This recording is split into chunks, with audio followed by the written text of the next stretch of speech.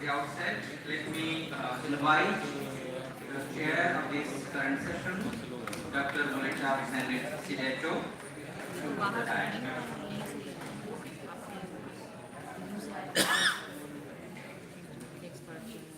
Dr. Muleta Sidecho is the Public Relations Directorate is there in Director of Mala Walagu University, Communication and International Relations Directorate, Director of Oromia State University, and Vice President for International Partnership Office, Head of Oromia State University, and Social and Development Issue Advisor to Oromia Regional State President. So, big round of applause for him.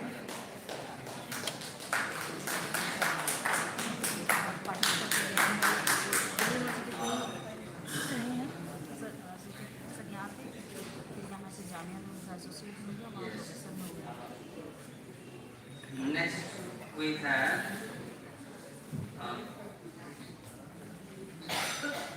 I would call upon Sudhanshu to felicitate the chair.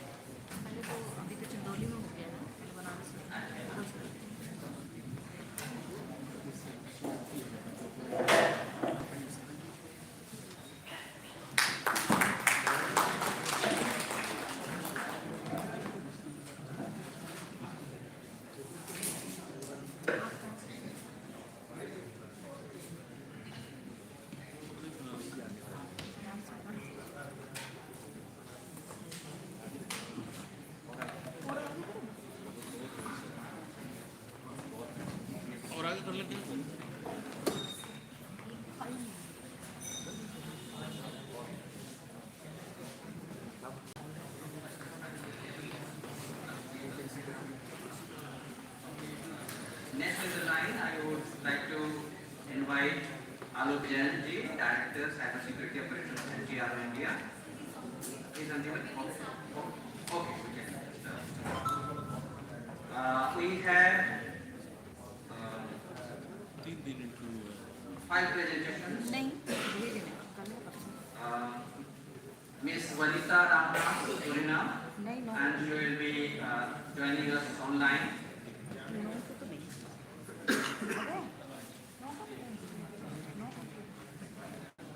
She is there. And Ms. Vanita Ramnath is the CEO of International Pharmacy and Healthcare Caribbean International Distributors Inc. and the country manager in Guyana, this international group of companies. A very warm welcome to you, Ms. Vanita Ramnath. Can you hear us? Very warm welcome to you here. Thank you. And we have with us Mr. Rajan Najran, England, and he is a distinguished British Indian explorer, journalist, poet, and entrepreneur who has left an indelible mark on the global stage, featured in renowned publications like Time, Miami Herald, Indian Express, and Asian Business Channel. He adventured through 20 countries, uncovering the nuanced stories of often misunderstood people, communities, and nations. Very warm welcome to you, Mr. Rajan Najran.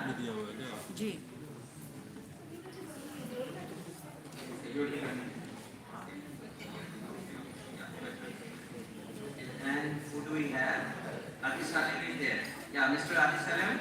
Solomon is there. No, he is there. He is already there. He's there.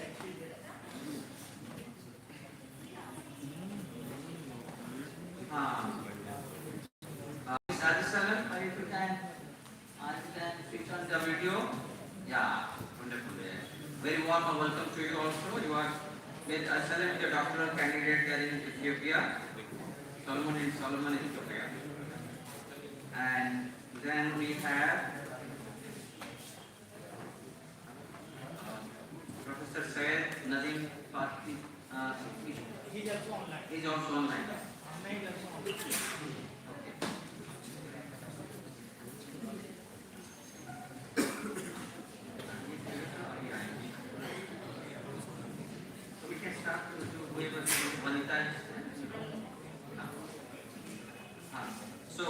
permission of the chair, maybe we can start with the presentation.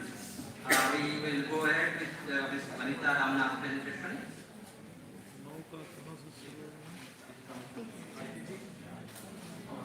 Yeah.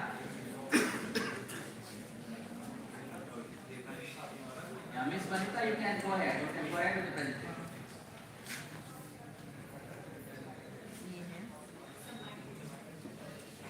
निधि सिंह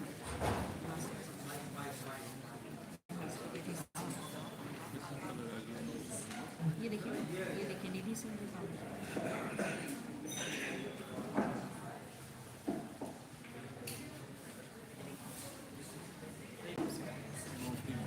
जी आपकी भी कोई time difference है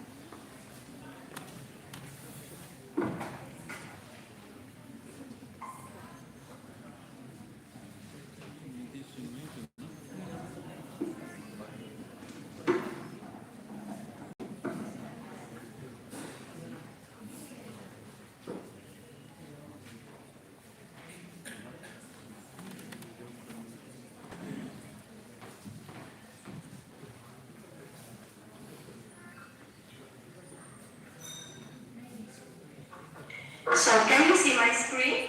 Yeah. Yes, good day, everyone. Doesn't matter on which time zone you are.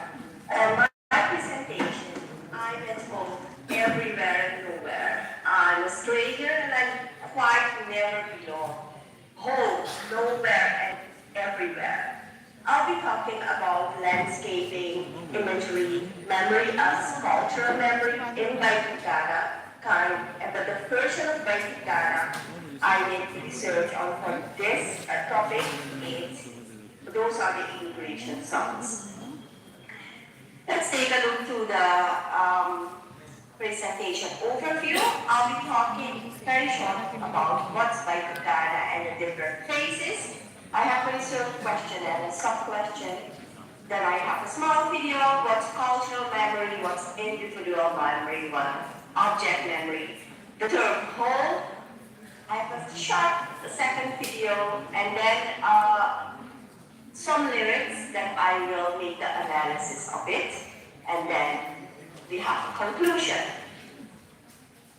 To start with the indentured labor, we know a lot of indentured labor came from India to all over the world. In the case of Suriname, they've been shipped between 1873 and 1960. And they have developed their culture in Suriname as well. The real Surinamese Baitukara is closely related and still to the folk songs of Indian states of Bihar and Uttar Pradesh. Suriname had a total of 34,304 Kirmitians, indentured laborers, who came to this country. In addition, several thousand British Indians arrived in Suriname as free immigrants. And that's for Hoover and Burnham in 1977, they wrote a whole article about it. Most of those indentured labor, they came mainly from Uttar Pradesh, West Bihar, Madhya Pradesh. 90% were Hindus, and the remaining 20% were Muslims. The third, 98. Approximately 23,000 people didn't return. And that's how we are now here. I'm one of them too. Okay, let's see. I want to start with a piece of a Kirgitia song. What we are doing right now, we have a lot of songs in this country now, which we play, which we write, which we make for indentured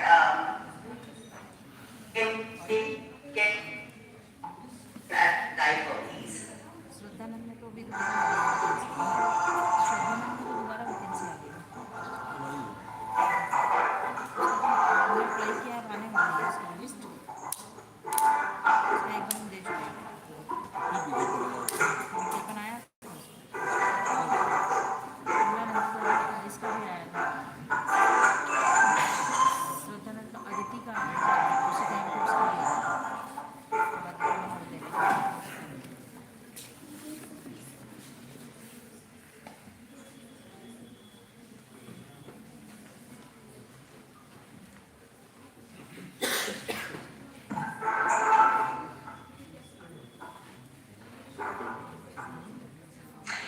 So that's a piece of the song Bandhan, which sings about the trip made by indentured labor from the shipping part, the Jahaji part, the depot part, and all those things. Candidate. Okay, what is Vaikikana? I told Vaikikana is a kind of a folk song. It started, in fact, with the indentured laborers who came to Suriname from India. Those immigrants, they brought their own culture. We call it, they put it in their small bags, and they were not literally bag, but they get. So what happens? Due to lack of literature in Suriname, those singers, who often also the composers, were forced to write lyrics themselves. So in the first phase, you see, texts were brought from the motherland. The second phase, when that's the important phase for this research, then you see what happens. They start to write their own songs. And what were these songs about? These songs song the grief of immigrants, the miserable journey, the separation from family members. The so-called immigration songs were still sung in Hindi, only in Hindi. This happened mostly around 1916 and 1945. We still make these songs, we produce them, but that's more like for Indian Arrival Day. And then,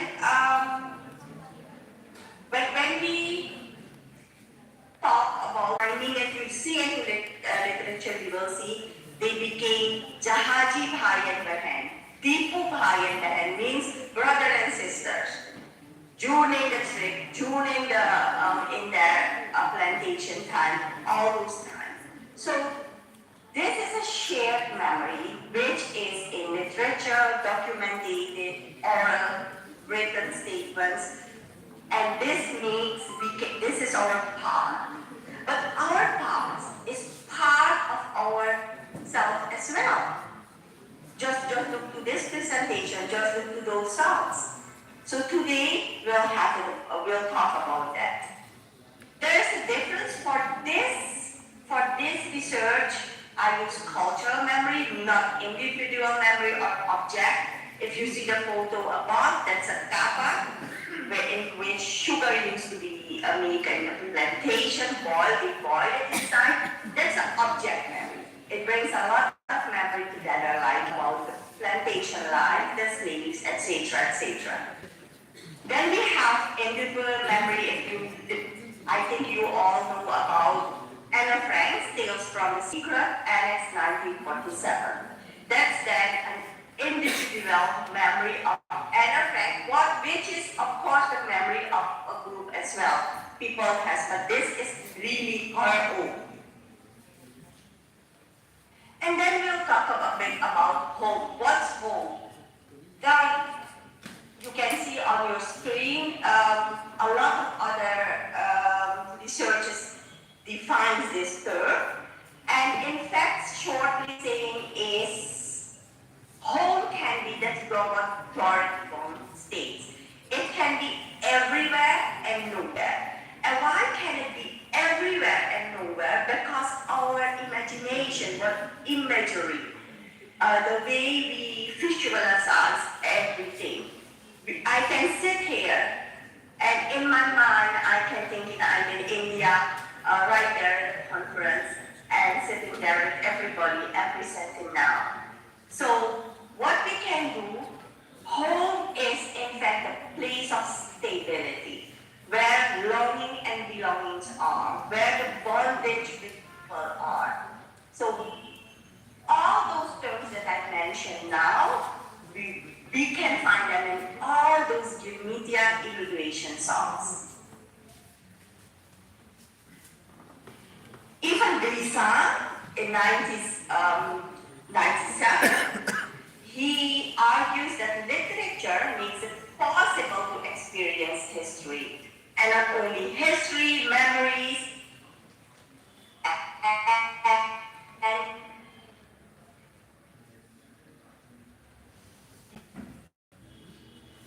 can, because by writing it, people could object it for 100%. He said it doesn't even exist. So to be pure and clean, he said this is the only way. Okay, now let's listen to a Sudanese Ghana song, which is sung by Ramdev Charitu, and all those things that I mentioned, you can see in the small part of this song, you will start to notice some of those things that I mentioned.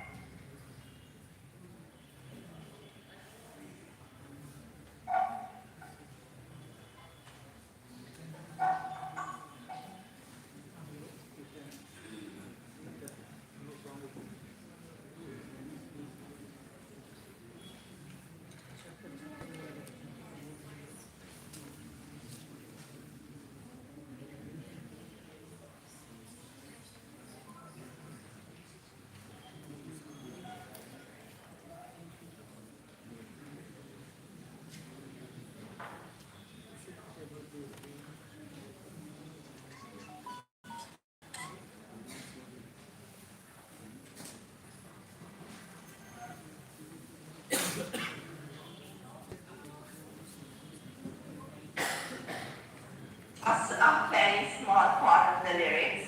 This is the same song. So somewhere in this song, it starts with a lap, that is a piece which they, a piece of a kind of a poem.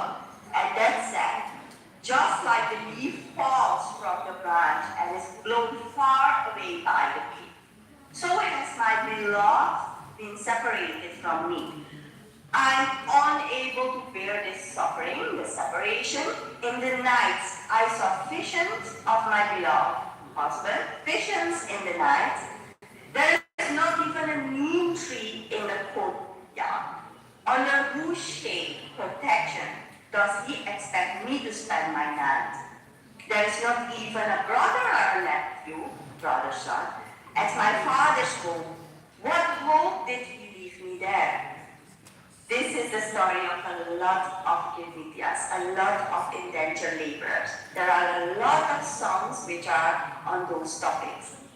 If we analyze this small part of the song, the analysis.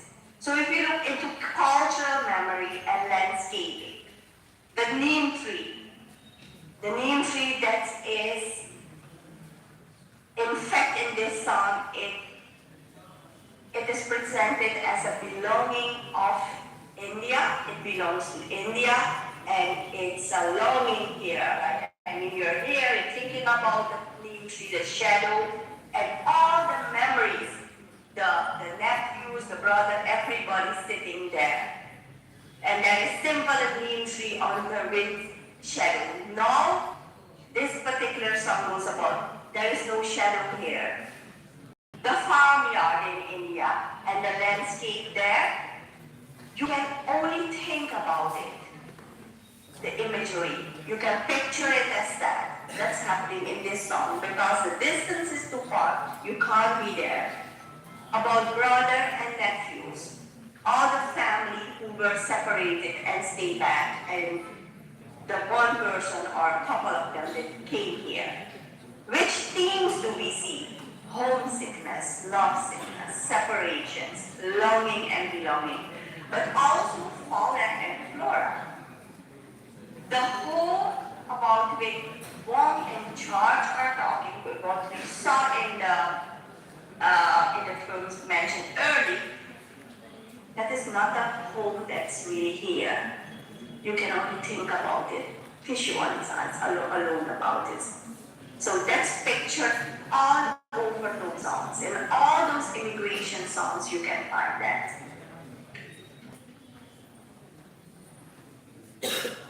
So,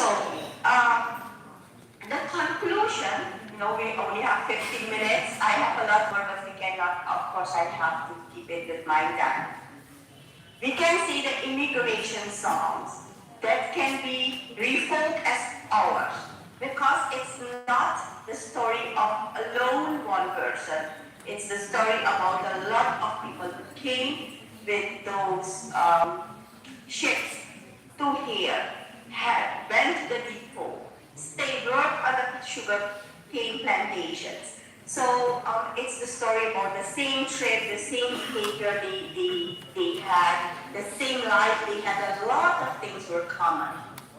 So you can call that as ours. Even if we were not there at that period, but we can still think about it, imagine it, visualize it, and see it go through the literature and get it down.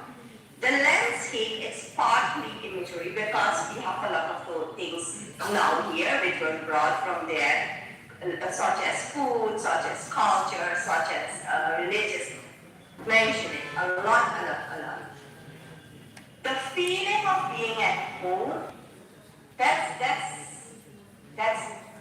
the biggest part, in fact, the most important. Because where is home? Is it here in Suriname? Is it in Guyana? Is it in Trinidad? Is it in Mauritius, Fiji? Call it, name it, or is it still in India? So in fact, it can be everywhere and nowhere. Because you really don't need like the building to call it home. And that's what we see, what imagery does. And that all those like home, all those cultural memory,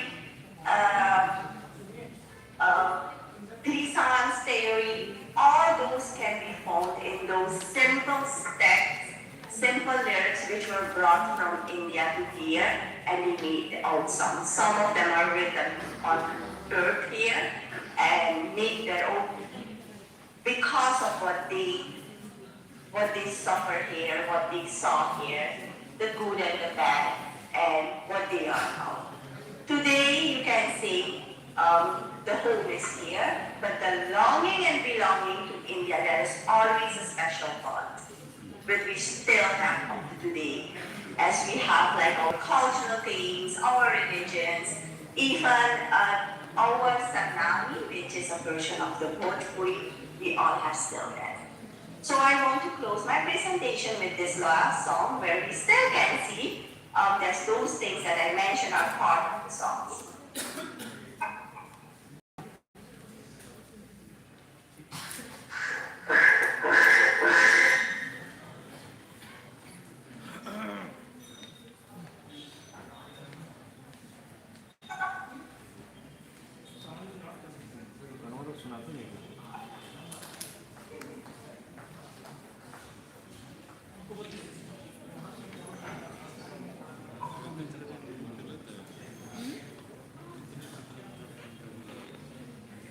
कभी 5 minute ले लें, कभी 2 minute ले लें, just formalities तो होंगे. So if this song that you know my love, please tell me where you live. Please let me know in which village you are. Please let me know where your heart is. Where should I look for you? Should I look for you in Medina? This is in Asi. In Madhuban later in the song. Should I be a bird to fly over, or should I be a fish in the Jamuna to see where you are? And this is the end of my presentation. Thank you so much for being part of this. Thank you so much.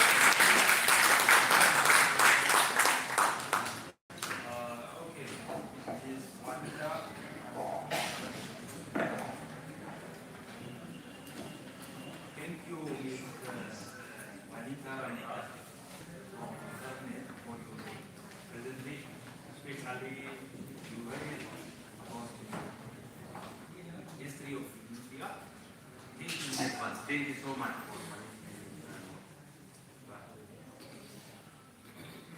So now we move to the next presenter. And we have the next presenter, Dr. Amna Mirza from Jamia Millia Islamia. She would be joining. She is already there online. And Dr. Amna Mirza is currently working as Associate Professor for the United Center for Women Studies, Jamia Millia Islamia. She has been a Senior Assistant Professor at SPL College, University of Delhi. She is an academician, author, social entrepreneur, idea. It's wonderful to have you, Dr. Amna. Welcome to you. And with the permission of the chair, I think you can proceed.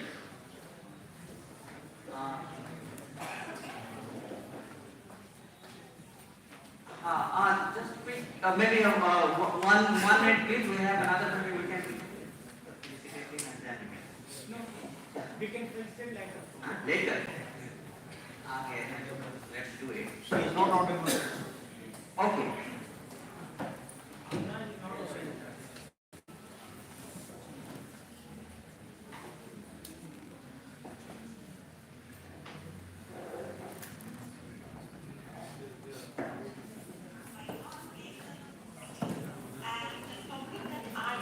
Intend to address amongst you all is that is from G20 to G21 opportunities for reforming global governance with addition of the African Union. This is a joint paper by Professor S.N. Fatmi and myself, Dr. Amna Mirza.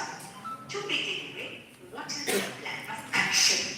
Our idea is that we first understand the importance of G20, then there is an analysis of the contemporary developments in light of G20 New Delhi Summit, and then we will be looking at the discussion from the important perspective that is from G20 to G21, opportunities for reforming global governance with addition of the African Union.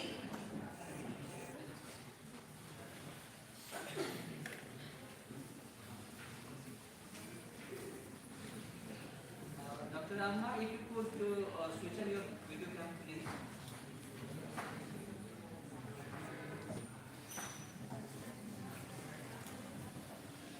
Dr. Amna? Dr. Amna? If you could switch on your videos.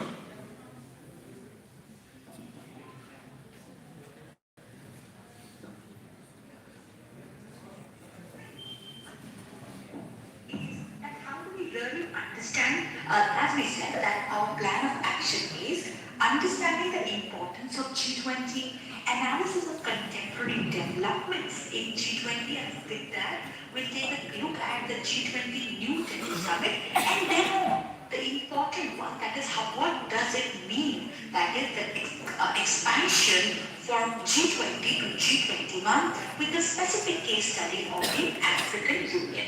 So friends, G20, as you all know, that it is a very important intergovernmental association. When we look at its scale, its importance, its reach on population, resources, world GDP, G20 is indeed very, very significant. And when you look at that, again, some of the important insights that we got through our research, when we look at world blocks from G7 to G8 to G20. Indeed, G20, when we look at its impact on the global scale, that is in terms of its reach towards the developed world, as well as emerging economies, the European Union, and above all looking at important statistics from the world population and GDP. Now, international relations has this very important bias that one needs to understand both in theory and practice, that is the Western perspective. That as a discipline, international relations has been somewhere tilted towards one side, and that is the Western bias. And therein there is this idea of neglect of the global south, of the developing world. That how the agenda of development also in international governance has been skewed towards the developed world, when concerns of many of the countries of the developing world, they from somewhere have been ignored. Now, when we look at that how G20 debated a very important concept, that is globalization. Globalization, as we all know, dear friend, is a very important phenomenon in international relations. Globalization has led to integration of the world economy. It has led to shrinking of space and time. But when we look at the literature of globalization, it is not new. Because long ago, even when we talk about the Silk Route, globalization existed since those days too. Yet, however, in the present time, its scale, its speed, its reach have acquired new dimension.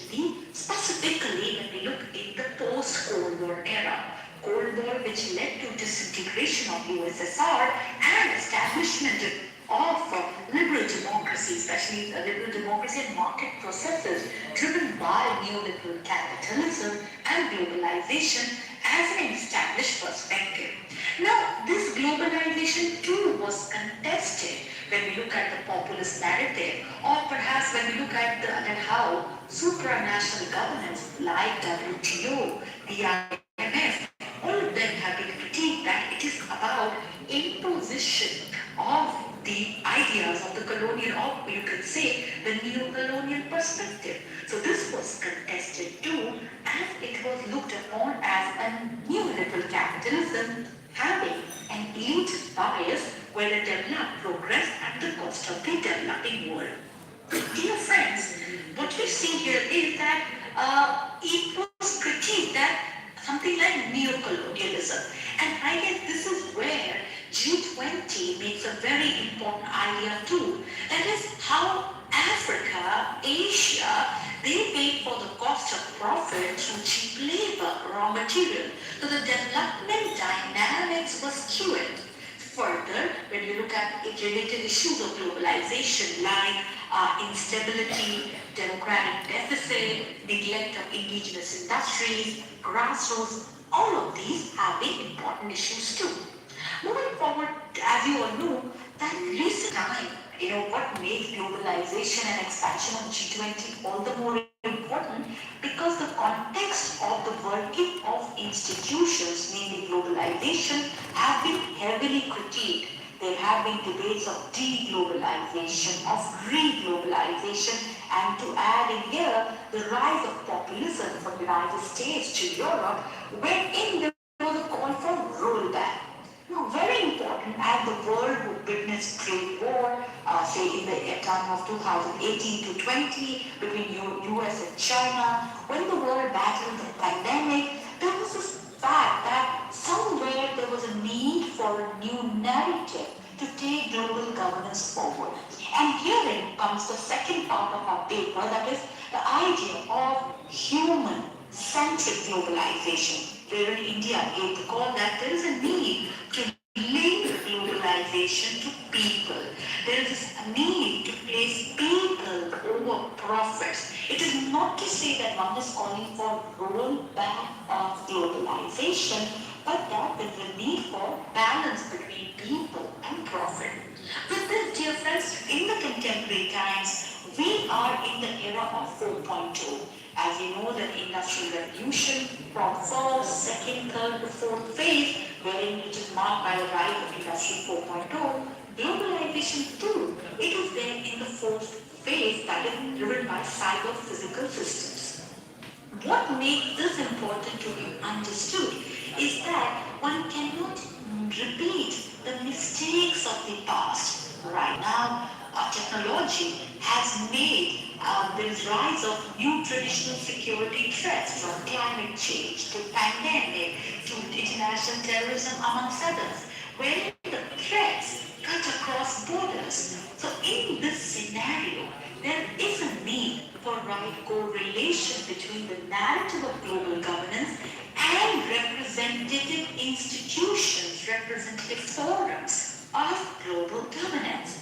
So what we see here is that, again, it is not to say that one is closing the doors of globalization, but that human-centric globalization is asking to translate the mandate of working of global markets, of global forces, towards from profit to people. So the paper, the final conclusion of our paper is that there are separate yet interrelated phenomena. That is, at one point, India is talking about democratization of world governance, wherein that is human-centric globalization is of huge importance.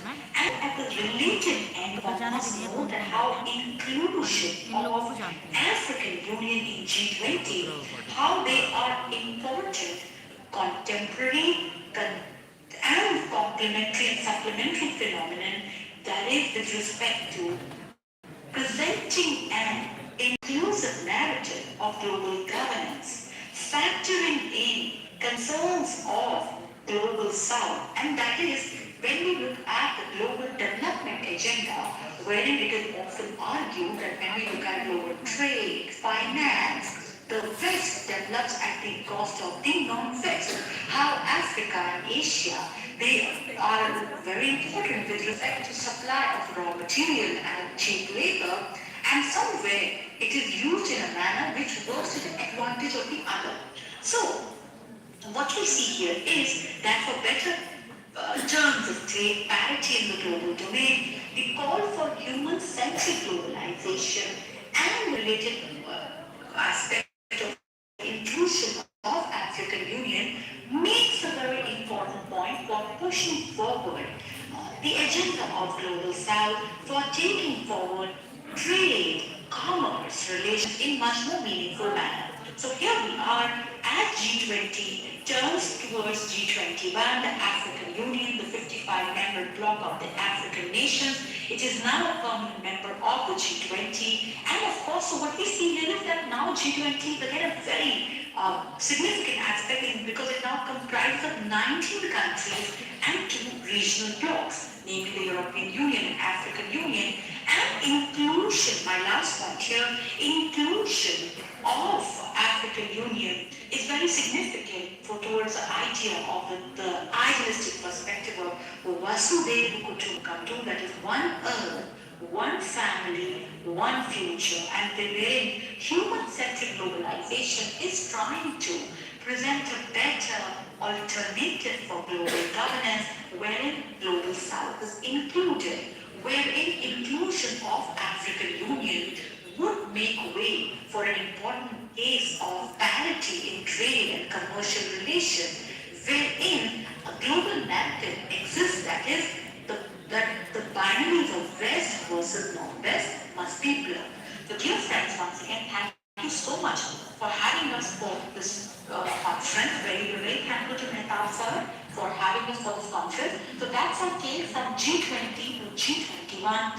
There is a very important opportunity for reforming global governance with the addition of African Union.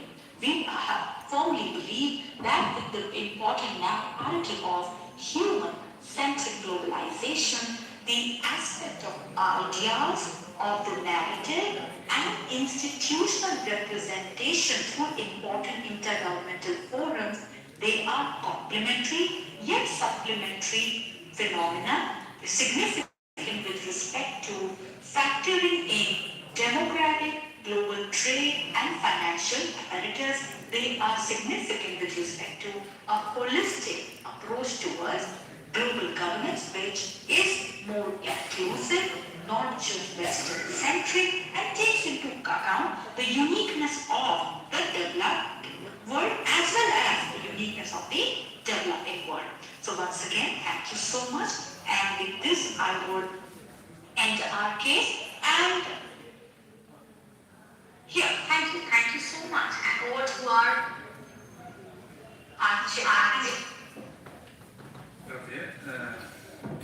Dr. Amra Mirza from Jamia Millia Islamia, you raised very important point, especially on importance of new initiatives. And you raised globalization as an important phenomenon in internationalization. Again, late globalization, world trade is massive, especially for Africans in Asia, because those who continue to have cheap labor in economic areas. Again, as you are raised, human-centric globalization and the inclusion of African Union for G20 are very important for global governance. Thank you. Special African Union consisting of 55 members are included to different significant change. So I would like to thank you for the welcome. Thank you so much. We move to the next I request Dr. Indrajit Kaur to come and felicitate Alok Vijayanji.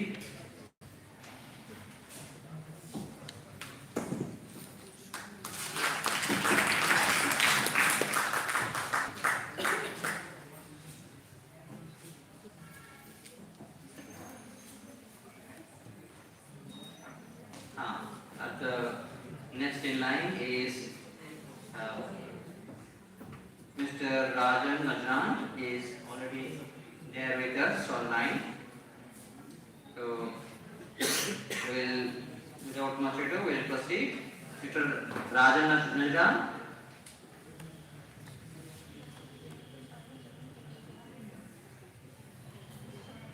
Mr. Rajan, can you hear us?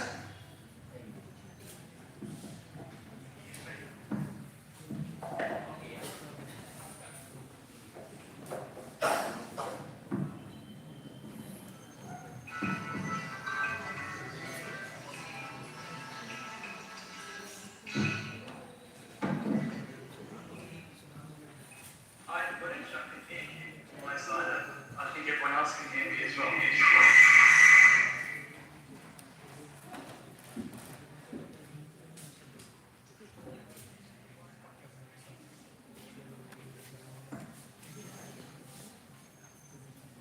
Okay.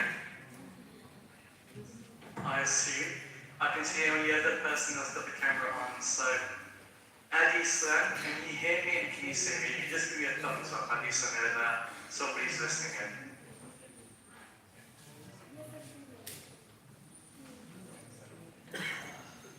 Now I have a 20-minute slot, but to make the maximum part of the timing, I've got a 5-minute brief presentation just to set the scene, so that way you know who I am, what I do, and what the Global Indian Network's about. So with your permission, I'm going to share my screen, and hopefully, with the power of the internet, it's all going to work up. So let's kick it off from here. You should be able to see my screen at this moment in time. I'm hoping you can. Okay, so the Global Indian Network has been around for quite a while. It's since I had more hair up there, probably less hair down there, so it's been many, many years. But to give you an idea of what I want to talk about, I thought let me set the scene with who we are and what we do. Many people know us from now for the fact that we produce our content that goes into over 48 countries. We have over 17 heads of state that receive our weekly information pieces, as well as over 100 ministers, as well as executives and state house officials. We believe that the world can be changed with powerful conversations, but to have powerful conversations, it means that we need less theory and more practicality. We're actually set up by a team of explorers, including myself. And I'm going to go into details of why we did that. As much as the academics are important, and it equally is, sometimes when you're in a country and you can meet with people from all echelons of society, it gives you a deeper perspective of the things that matter most. So from the outset, with the Global Indian Network, we are mooring ground over open and liberal conversations that impact not only the way that India looks at itself, but also how the diaspora looks at itself, the diaspora looks at India, and vice versa. We have our online content, which includes articles that come out daily. We have audio, which are exclusive to us. We have over 18 podcast shows that delve deeper into the matters of most pressing concerns, from the history of Indianness, through to journalistic experiences, through to business portals, as well as behind the flag, which gives us a deeper delve into nations and perspectives there.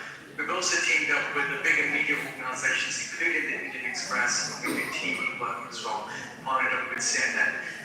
Where we started off from many, many years ago, this is me, you can all say R collectively. I am born in the United Kingdom. I'm very lucky because I suppose I am one of many other people that do class themselves as global Indians. My mother was born in the Philippine Islands in Cagayan, and my father born in Punjab, India. And that gave me a very different perspective of what the notion of Indianness was. I was very fortunate early on in my career to actually start working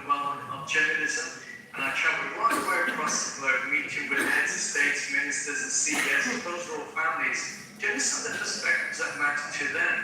Alongside that, I'm an explorer, so as you can often see there, I often get my hands dirty in different countries right the way across the globe. Things changed because of a vote of frustration that emerged up. When you had the Commonwealth Games that was in India many years ago, I remember sitting down and doing a range of interviews with ministers. At the time, we had Anand Sharma that many people recognise. And I realised one outstanding thing. The way that India saw the diaspora and the way the diaspora saw India were two very different narratives. We may have the religious affiliation, we may have the cultural affiliation, but understanding of each other was lacking. Something further filtered in place. I understood from all the countries that I got to, whether it was the Middle East, whether it was the Caribbean or across Africa, that as a diaspora, as the world's largest living community, we really didn't know much about each other. And that led to a lot of miscommunication and a lot of frustrations. And that's where the idea for the Global Indian Network was born. There was frustration. There was also, secondly, looking at how we can bridge communities strongly together, and then also correct some of the problems of the past. And from there, we started traveling right the way across the globe, not only meeting people face to face, which is equally important in different jurisdictions. And here you can see one of our Ugandan pieces with the president of Uganda to major families. But we also got to meet with every echelon of society. Those will be the people on the ground who are in the Middle East, those people who are labourers, through to the heads of states, through to those billionaire CEOs, through to the common person who had no idea of Indianness whatsoever. We continued the growth of our platform and we started recording these through social audio, taking conversations from the far side of Suriname through to Iceland, tackling discussion pieces in Kazakhstan, having a look at interesting aspects right the world over. Now, where we are, we're the practically exposed experience of travel. We understand the intricacies between the diaspora, worldwide, India and the globe. We're probably one of only a very handful of few that truly understand what the notion of Indianness means right the way across the globe, but also beyond the stereotypes and the romance of where India is projecting itself through its own soft diplomacy. We also understand what the challenges are and what the true opportunities lay. Alongside distinguished platforms like yours here, I've had the privilege and pleasure of speaking at the United Nations, working alongside the African Union, speaking at the Commonwealth, as well as being endorsed by CARICOM. We've also set up our own ambassadors program, which has brought together over 27 leaders across the globe, from former heads of states, and we're headed up by His Excellency Donald Ramotala, former President of Guyana, through to bringing together members of the House of Lords in the UK, prolific business personalities from right the way across the globe, including Africa and Europe, as well as activists, singers and influencers. In fact, through our network, we've been able to support over 20,000 lives across the globe. We've been able to support legal changes, and our ambassadors network is strongly involved in advocacy, change, and making sure that we have measurable impact. This is kind of what the hooks on my conversation today. It's about the diaspora contribution and what soft diplomacy means. So beyond our content pieces, talking about the practicalities of how things are related. Now that just sets the scene of who we are, what we do. I'm now going to stop the show of our work so that way we can actually have a Q&A session. So this way I can talk about our practicalities, our exposure, and the things that matter to people most. So that concludes my very brief presentation. Now what I'll do is open it up to the Q&A session where we can take this further. I know Manish, you wanted to have conversations with me from here. Are you still there, and is that still the plan?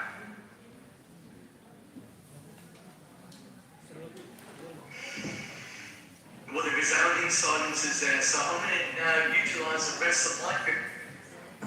Oh, no, it's not your back. Okay. Okay.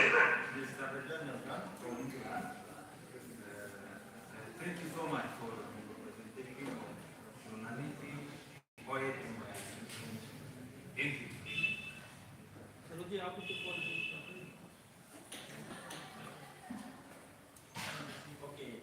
Thank you so much. It was such a wonderful presentation, and all of us are quite enriched by your presentation, your knowledge.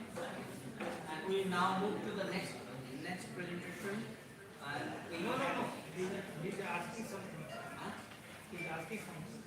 said that you want to do a Q&A with me. And I'm the only guy that's actually traveled to over 70 countries. Any questions that you have? Because from what I understand from Manish, you want to talk about policy and where India is leading in terms of leadership. If there are any questions,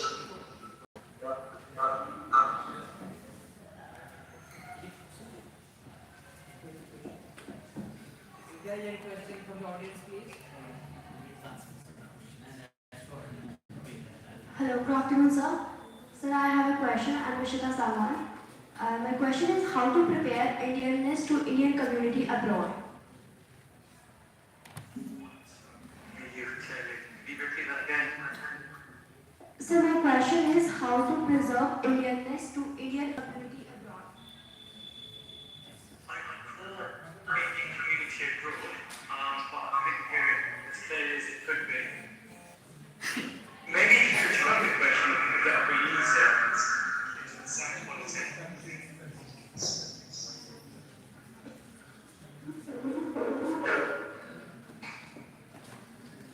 Okay.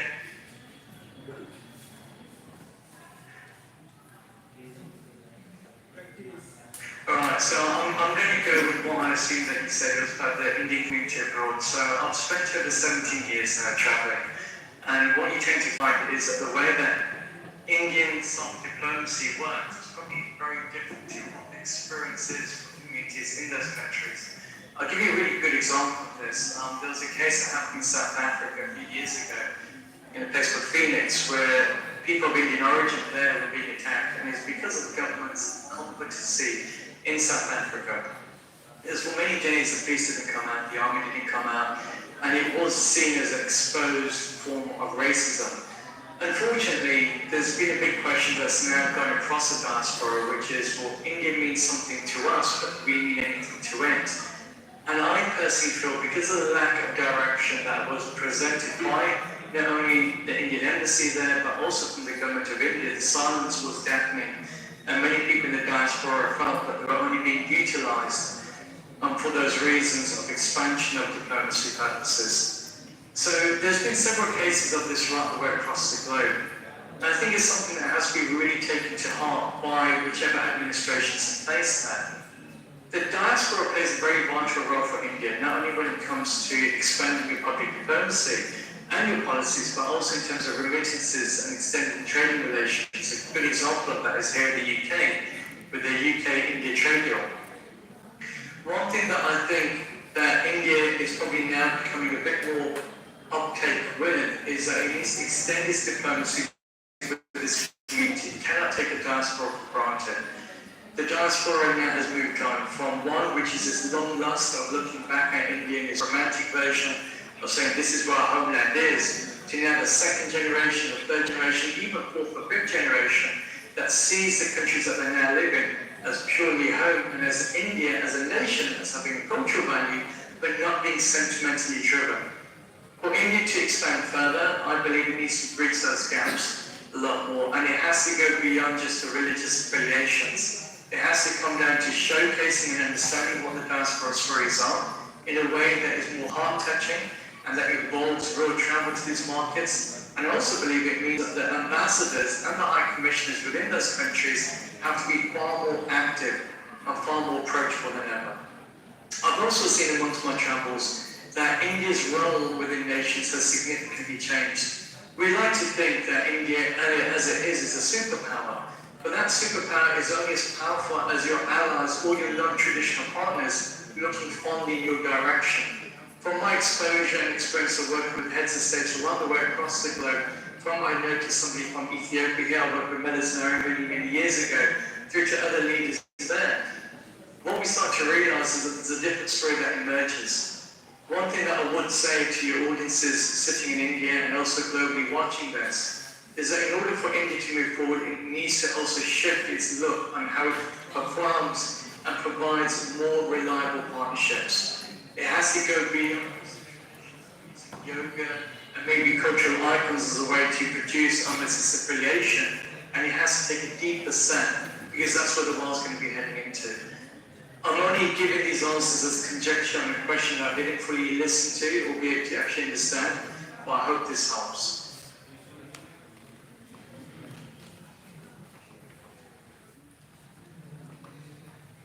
And on that note, with no further impact or any further questions coming in, is there any other questions?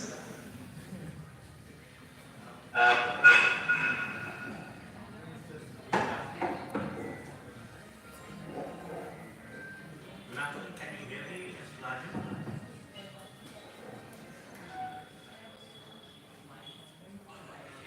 Yeah, so good afternoon. In fact, your first slide was, very intriguing. And it says that India means something to us. Do we mean something to India? Of course, in fact, this conference, as I believe, is intended to create a kind of an association among the countries that are adjacent to the Hindu Mahasagar. And just my answer, there's no question, I just have an answer. I guess the basic reason that why India has actually come out and tried to amalgamate all the forces together, which are adjacent to the Hindu Mahasagar, is in the form of HHRS, and besides, this is one of the initiatives that India is taking under the leadership of Mr. Modi as the Prime Minister. So, of course, I just wanted to answer that slide which said that, India means much to us. Do we mean anything to us? In fact, that should answer your question of, whether you mean something to us or not. Of course, we do mean something to us. And in that direction only we are moving ahead. And,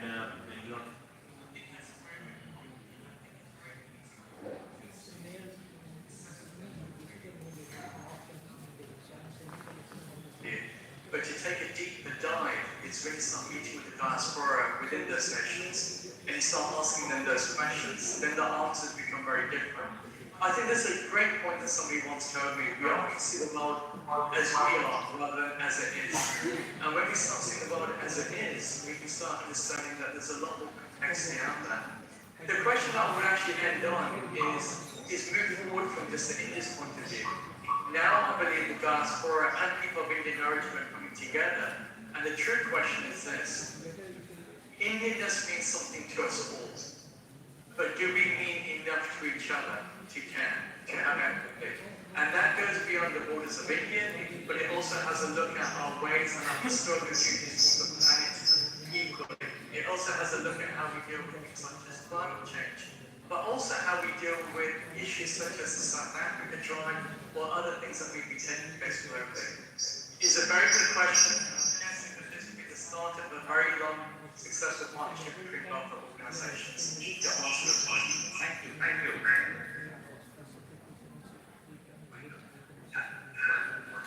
Thank you so much.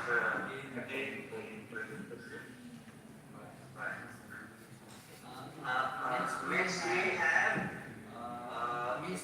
Adisalam Solomon from Ethiopia, the doctoral candidate.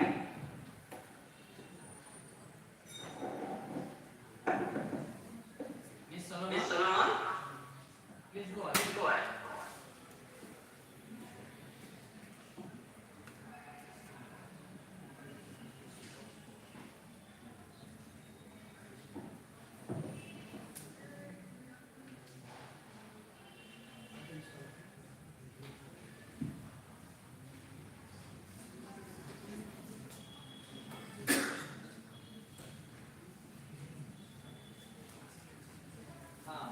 Ms. Solomon, please go ahead.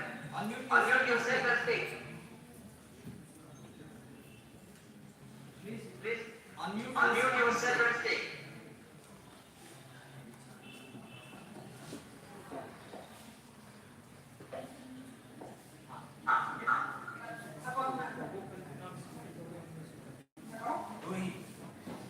Yeah, please go ahead.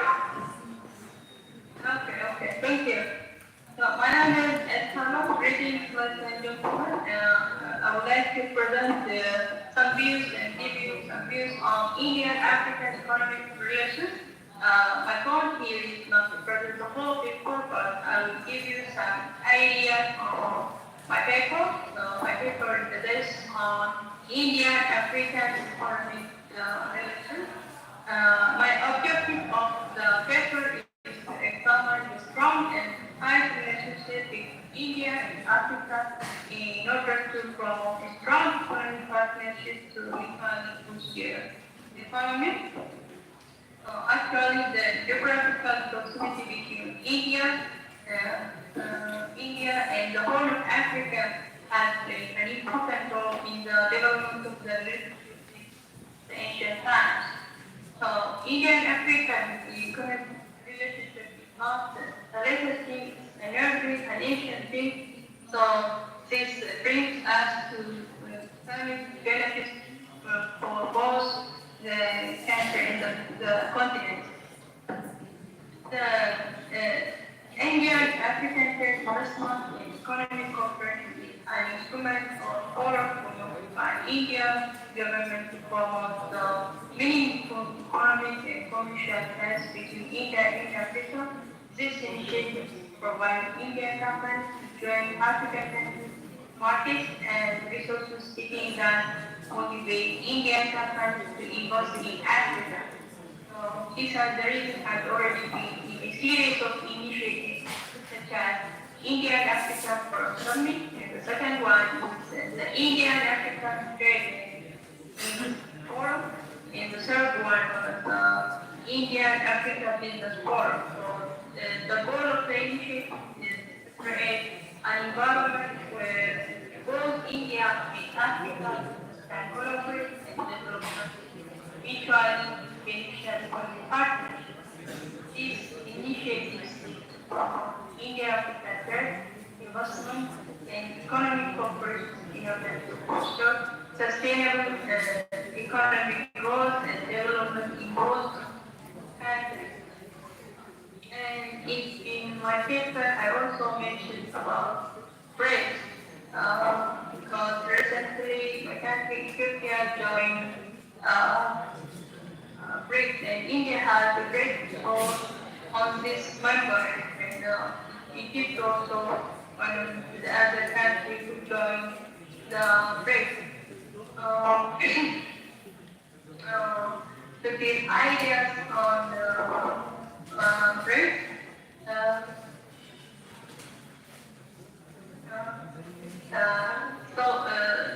BRICS has annual summit in the goal of the summit is that all members of the BRICS is to mobilize resources for infrastructure in sustainable development projects in BRICS and other important development market economy. And the BRICS established new development bank BRICS coins in 2050 to support the development of public and private projects through the loans, guarantees, participation, and others collaborating with international organizations and other financial entities, and to provide technical assistance for projects to be supported by the bank. As so few new African countries will join, like Ethiopia and Egypt, it will provide and it will be important for these two countries to be benefited from BRICS. So, as I said, that India has a broad role on this one. Conclusion, completed India and economic relationship is not an every and it's led or it is a nation. So the relationship is intrinsically work between the two countries and the continent. Thank you so much.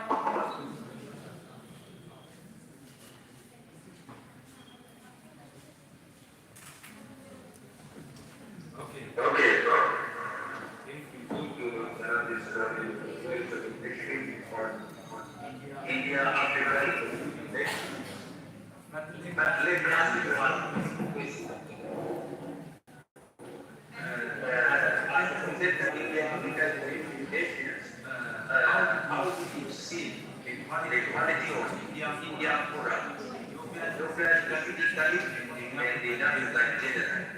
especially for Indian and Chinese forum.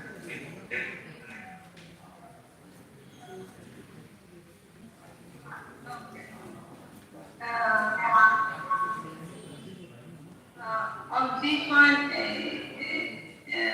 I will answer you from my experience and from both literature, and there is a debate between scholars in Ethiopia concerning on the qualities of the improvements. For example, in my area, there are textiles providing the Ethiopian and also exported to other areas. There is also a debate in some communities, it's a debate, and it needs further literatures and further debate between the two countries in both from both sides, both in Ethiopia and in also there are also challenges. Since it's a growing thing, it needs further addressing these challenges.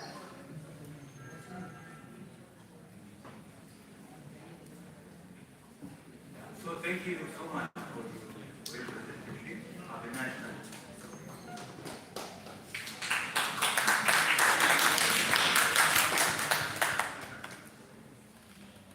Okay, so we to the last leg of the presentation this time. We have a meeting with ex-senior manager and students by expert of the international.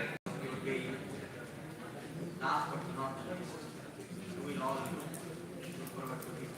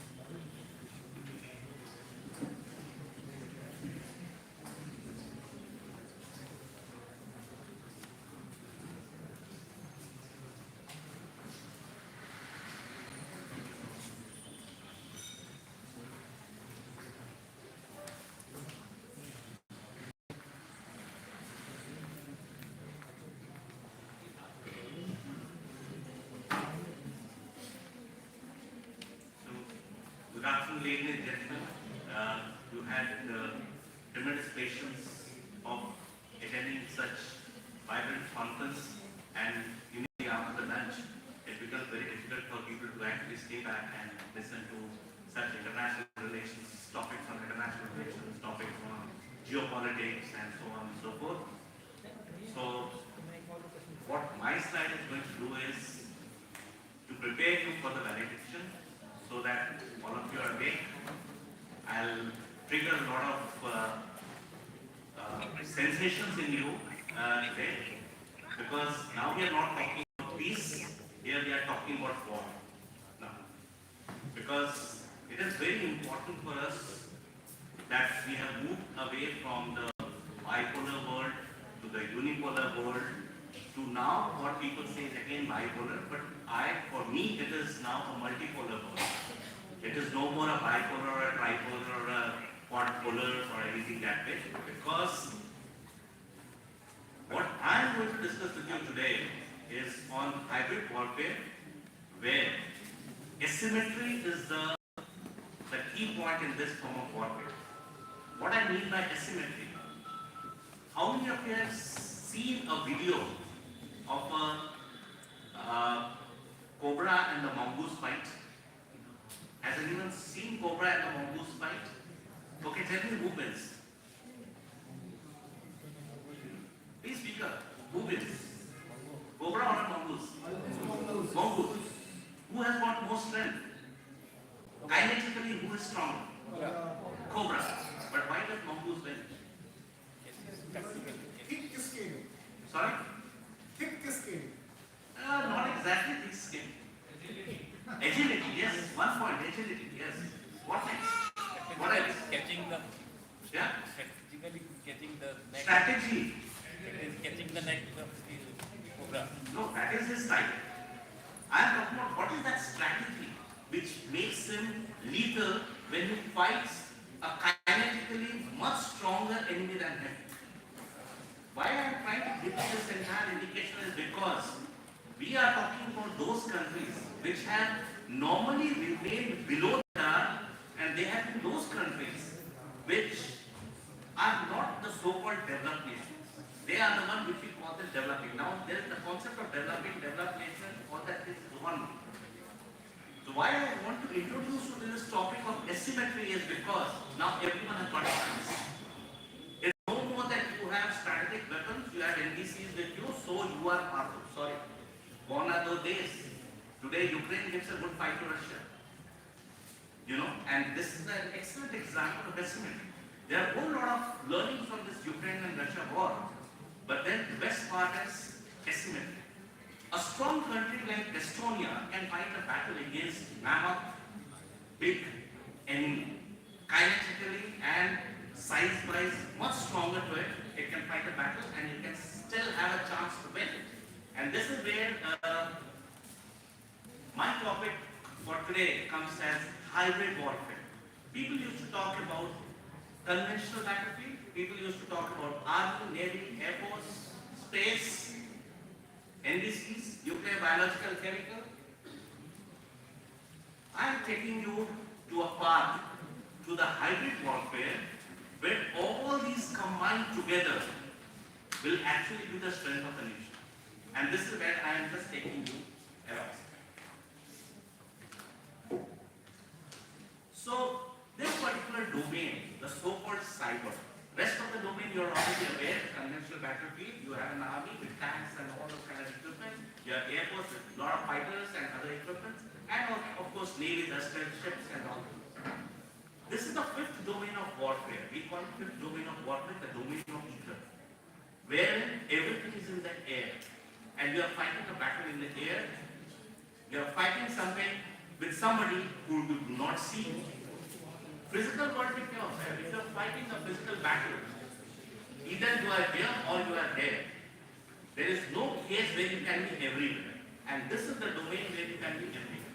And that's why it has gained a lot of prominence in the recent, 1.5 decades or so, when all the nations have actually started talking about this form of warfare, the cyber warfare, and combination of cyber with all kinds of conventional battlefield. And that is what is the big domain of cyber.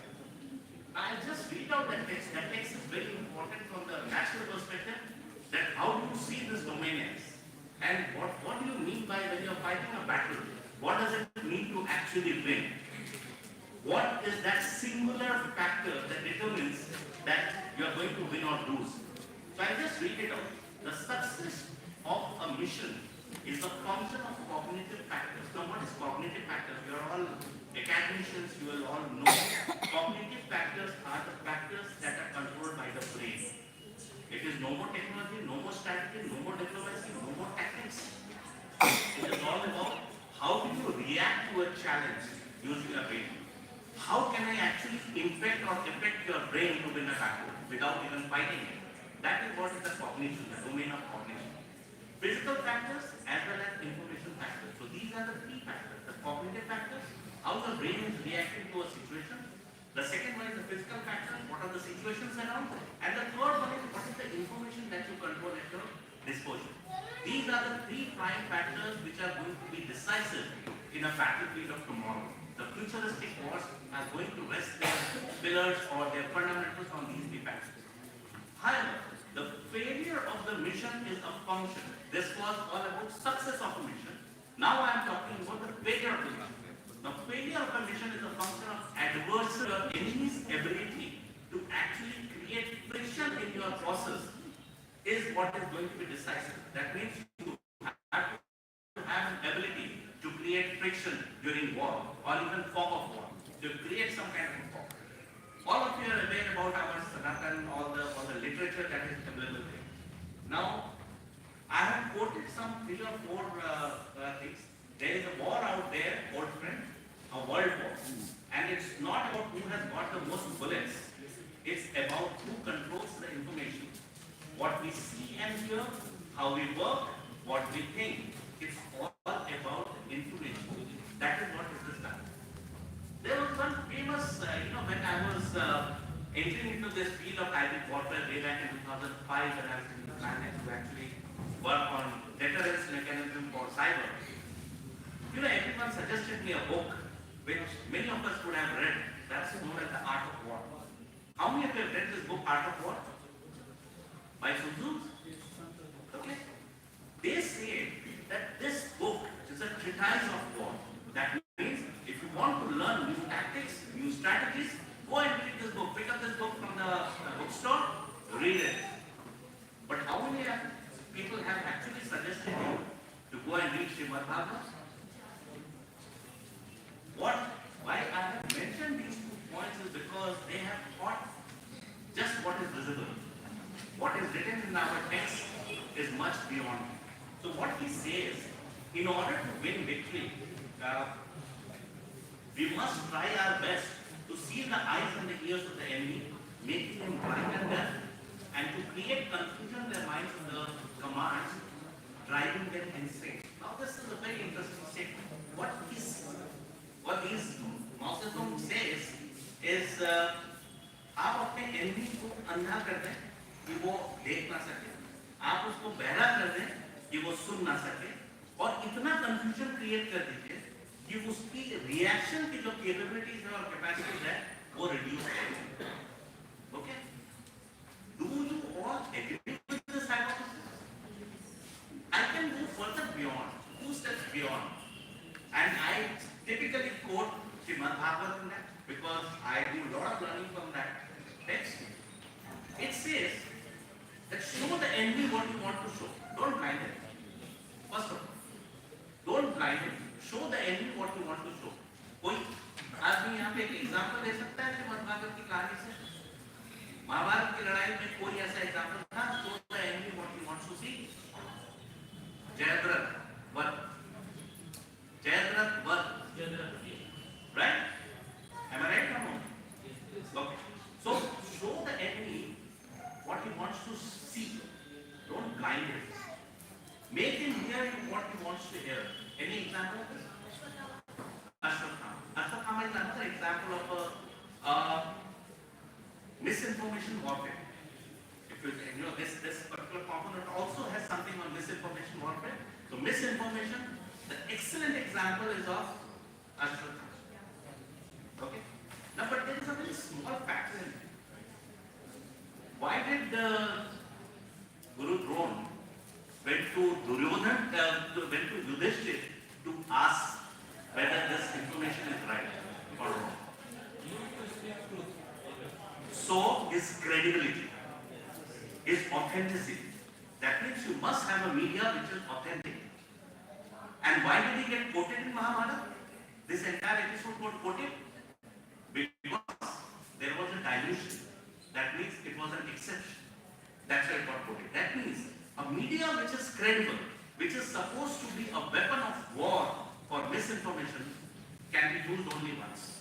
After that, it will come into example that okay, this media also does this. So you must have that kind of a misinformation channel which is authentic, credible, which can be used only once when the balloon goes up. Now, another one to do, attack him when he is unprepared, appear when you are not expected. Those who are victorious plan effectively and change decisively. Okay. So from here, the entire planning of a war starts where you need to have a situational awareness place, where you get all the information together so that you are effectively and efficiently able to maneuver your moves in real time. That means you must have all the data with you when you are actually fighting such kind of battle. Right? So situational awareness or situational,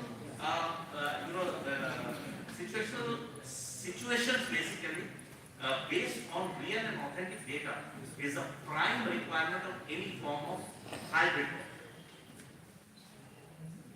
Now, when I talked about asymmetric warfare, this particular battle was an excellent example of asymmetry, where 5% with proper strategy and planning actually defeated hundreds of people. Thousands of people.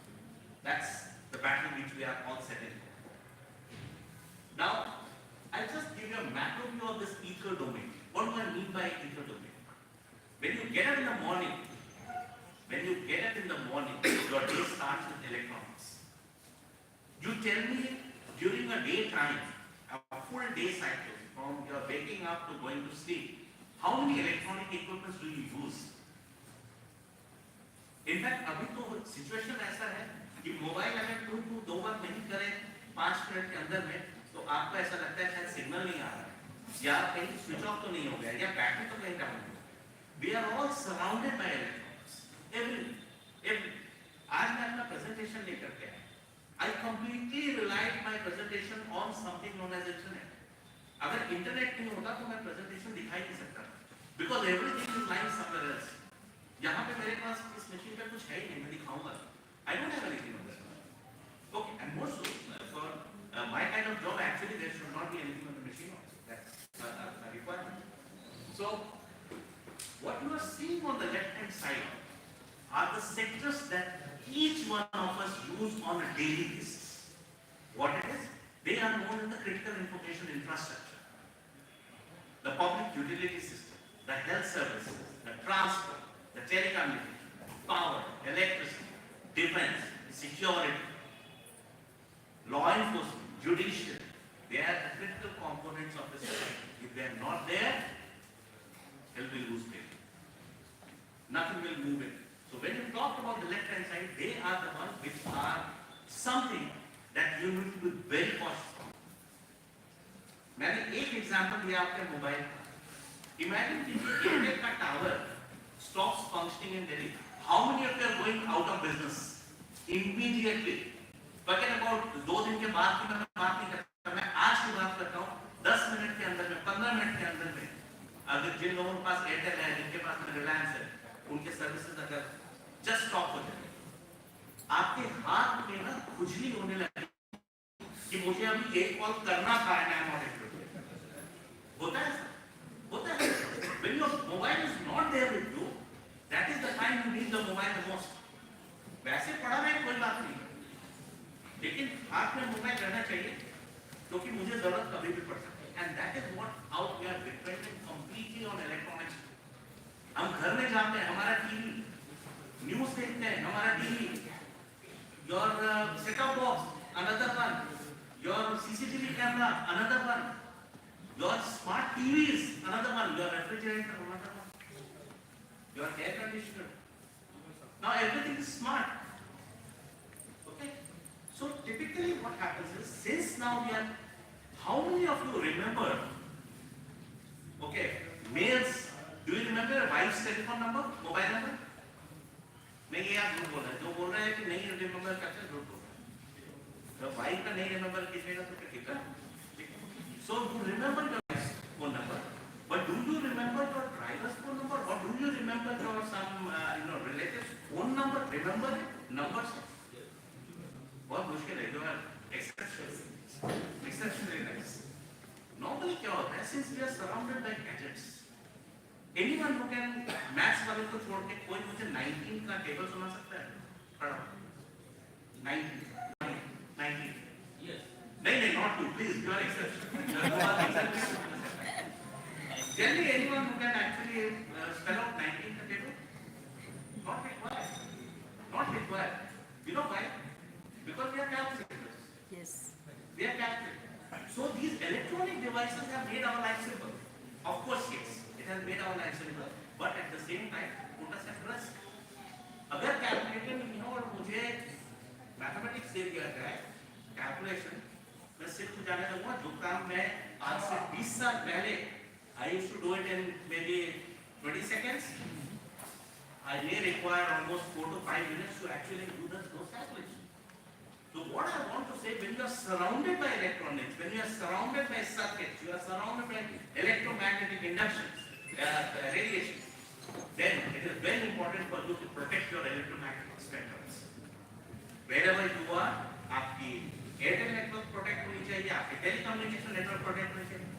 आज के date में this entire thing will go flat. Nothing will happen the moment the power goes down. What do? Power चला जाएगा, क्या करेंगे?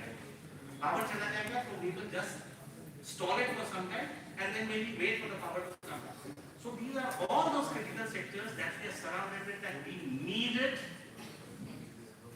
every time. So this is what the left side one is something that we need to protect. And every nation actually tries to protect this part, the left side part of it. And protect against whom? So what you see on these cartoons, they are the ones against whom you have to protect. I have given a theory, D4, modes of warfare, the intensity. So it starts with degrading the network. Okay, all of a sudden आपका बिजली तो नहीं गई, लेकिन आपका voltage कम हो गया, तो धरती की बिजली चल रही है. That is degradation. Okay. Deny, switch off the light in low frequency area. Deny you this electricity. Disrupt, बंद कर दो, काट दो, बाहर में तार काट दो. You can't do anything. And destroy. सारा का सारा बम मारो और destroy कर दो. That is the fourth. So, who are the players in this domain? The players are individuals, hackers, state-sponsored, oblique non-state sponsored. क्योंकि ये डोमेन ऐसा डोमेन अब खुल गया है जिसमें एक बच्चा किसी भी वर्ल्ड के किसी भी कॉर्नर में एक छोटे से गांव में एक लैपटॉप और इंटरनेट बैग ले करके एक पूरे देश को नचा सकता है. How many have seen AIMS ransomware? Any of you heard? कितने दिन का problem? 2 weeks. The entire system did not work. Who lost? Normal individual, normal patients. Who lost? So this is the game of one individual who just wanted some 200 crores. That's all. छोटा सा.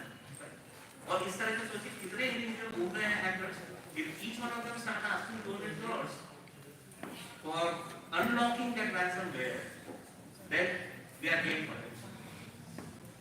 Now we come to hybrid warfare. Now this is something very interesting. And you must look at it. I have purposely made it a little small because there are a lot of things in this which many people will not subscribe to. There is no ethics in war. Period. There is no ethics in war, and that's why what I have mentioned is any kind of hybrid warfare is a combination of unconventional. Now the first one is very interesting.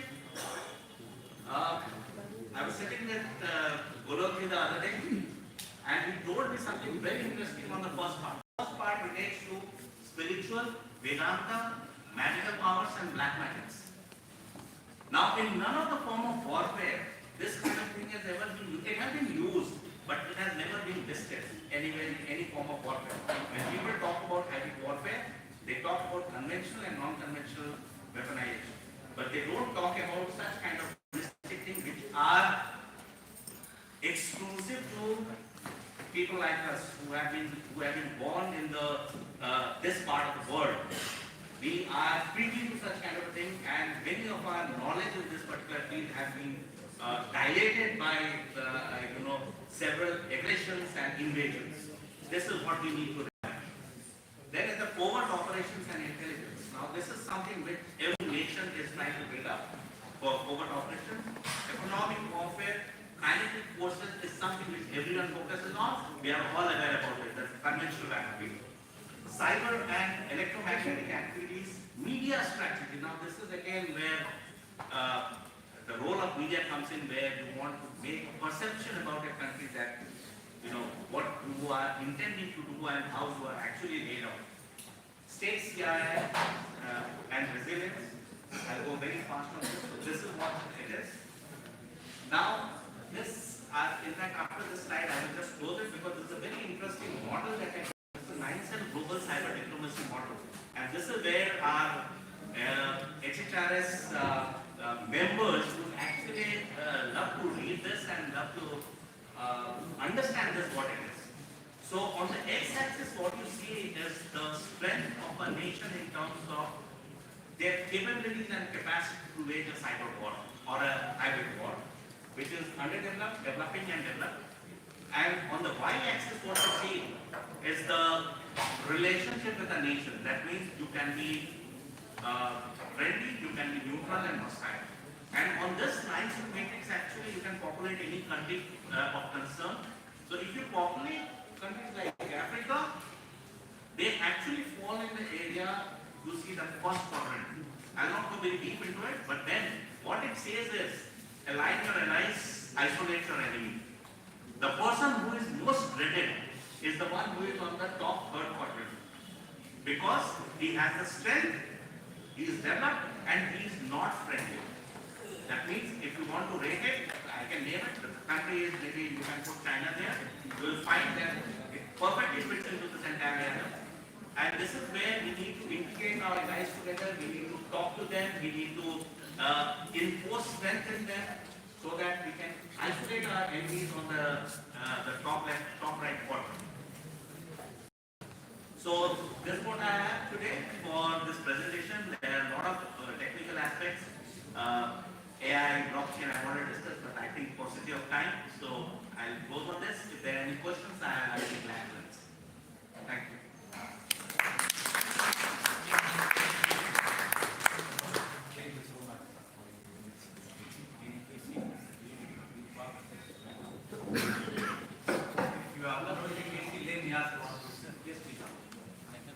Vinay Kumar. Really, so I thought your presentation, it was very interesting. But it is not question. I'm not asking question, but I want to get clarified. I think once Iran put a bomb on the... So you are talking about success. That is... Now this is another beautiful form of warfare. You may have big weapons. That's what I call asymmetric and symmetric. People would have taken tons of years, number of years to actually develop those Iranian nuclear capabilities in Israel. And it actually calls for one drop of a Stuxnet kind of a malware, which goes inside the machine and destroys the entire program, which they have been doing for donkey years. So this is what is the game of strategy. This is the game where a small malware can actually do a lot of damage. And that is the reason why we need to protect our infrastructure from such kind of malware. Tomorrow, if a malware is put in a telecommunication network of this kind, we will face a similar situation what Iranians face. Actually, I was wondering that once Iran put a bomb, it is hit on own plane instead of hitting the USA airbase, whatever. Is it one type of similar asymmetry? Exactly. So see, today, now that India is not the same India as what it used to be 10-15 years back. So when we are talking today, I am saying with a lot of conviction that a lot of things have developed.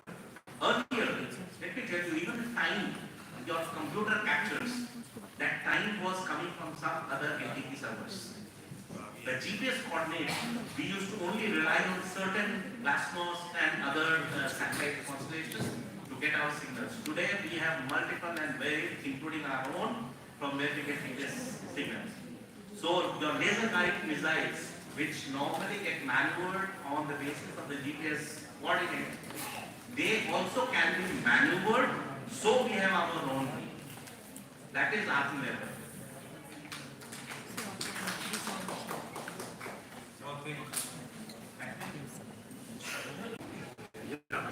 The second presenter, Dr. Amna Mitra, Jamia, raised very important point about the importance of G20, especially by referring these new Delhi summit. Especially I think globalization has an important international trade market by focusing on Africa and Asia. The sub-presenter, Kajan Nasran,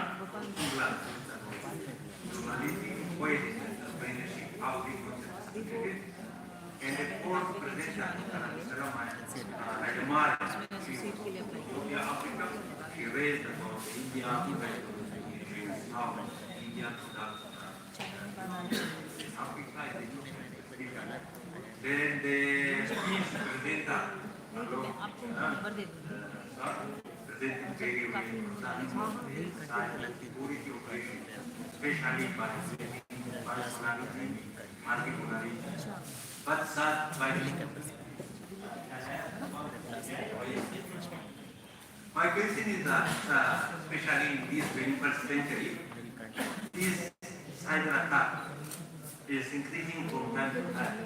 In my country, Ethiopia, this cyber attack starts by hacking your bank account. Who was the reason behind this whole account in country? Thank you. Vice selection हो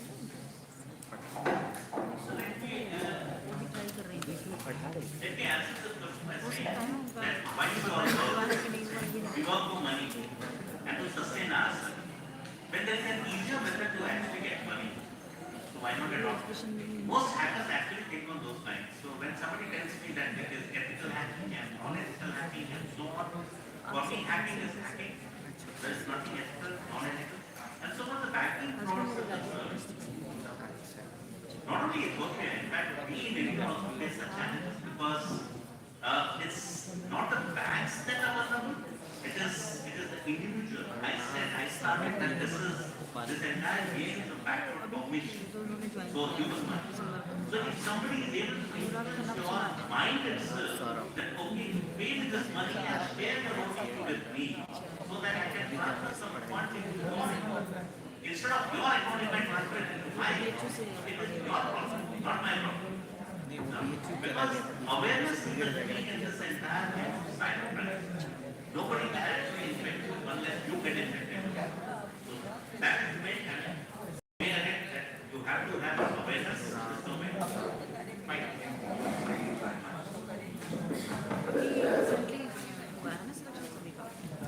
So we finalize our session. Thank you very much for your attention and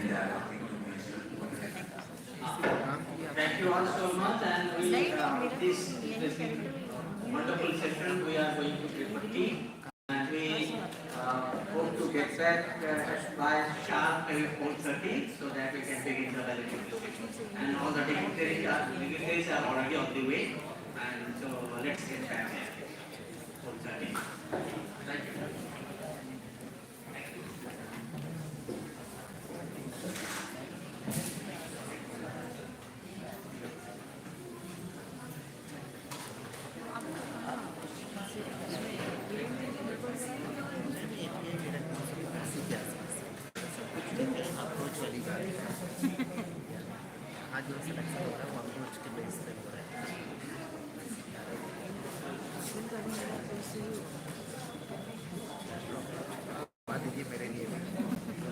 अपने अपने लिए नहीं कर पा रही हूँ मैं समस्या पे इस बात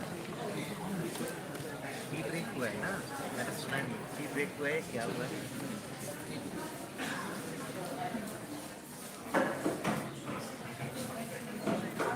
वॉलंटियर सेक्शन इसके बाद होगा ना?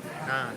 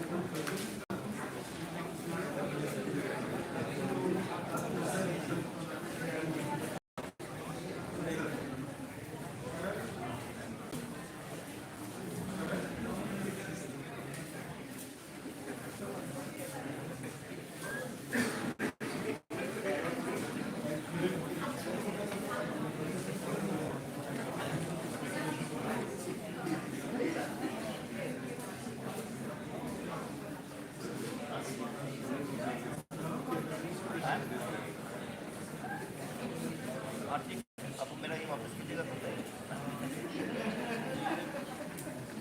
हेलो ये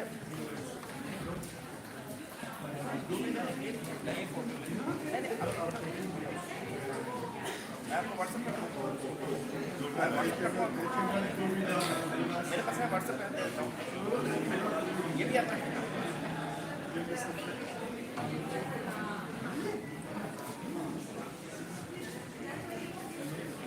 अरे भाई जी बैठिए खड़े खड़े पैर दुख जाएगा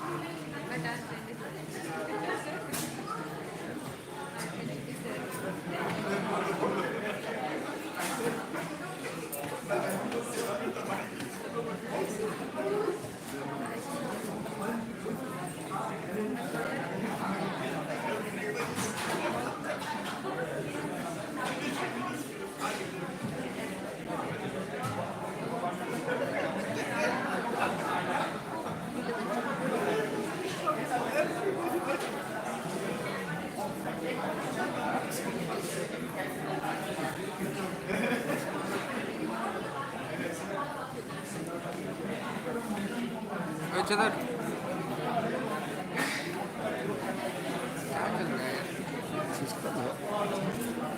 हम जो बोले थे फोटो खिंचाना है उसका भूल गए अभी चलिए अभी मिल के आते हैं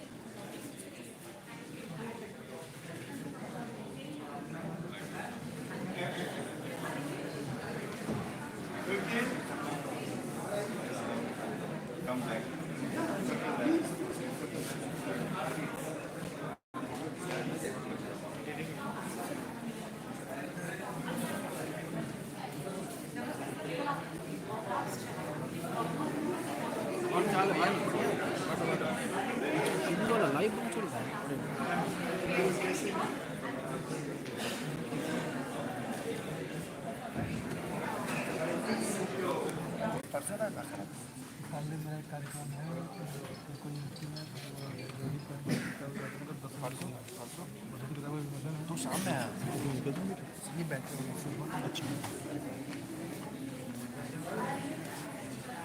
आप आइए यहाँ बैठे हेलो आप आइए प्लीज बैठिए आप आइए बोलिए कैसे होगा कैसे होगा हो जाएगा आठ हाँ डेढ़ बजे हाँ तो ठीक है ठीक है हाँ 1:30-2 बजे ठीक है इससे कि उस वक्त तो रहेंगे आप बैठिए हमको मीडिया का जैसे देख सकते हैं टीम में सारी चीज़ें है ना वो मैं आपको समझता हूँ यहीं से फोटो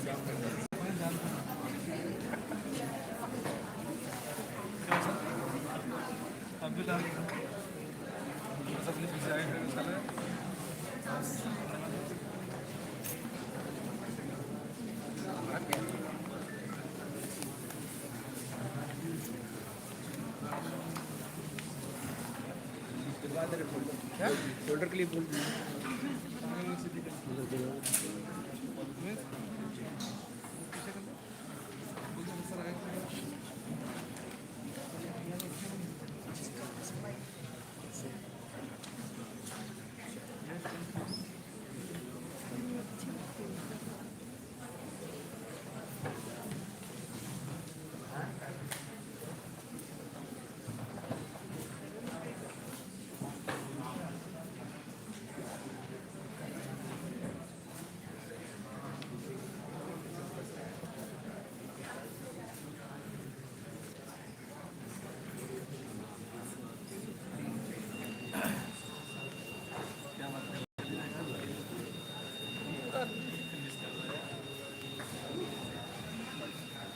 स्टार्ट किए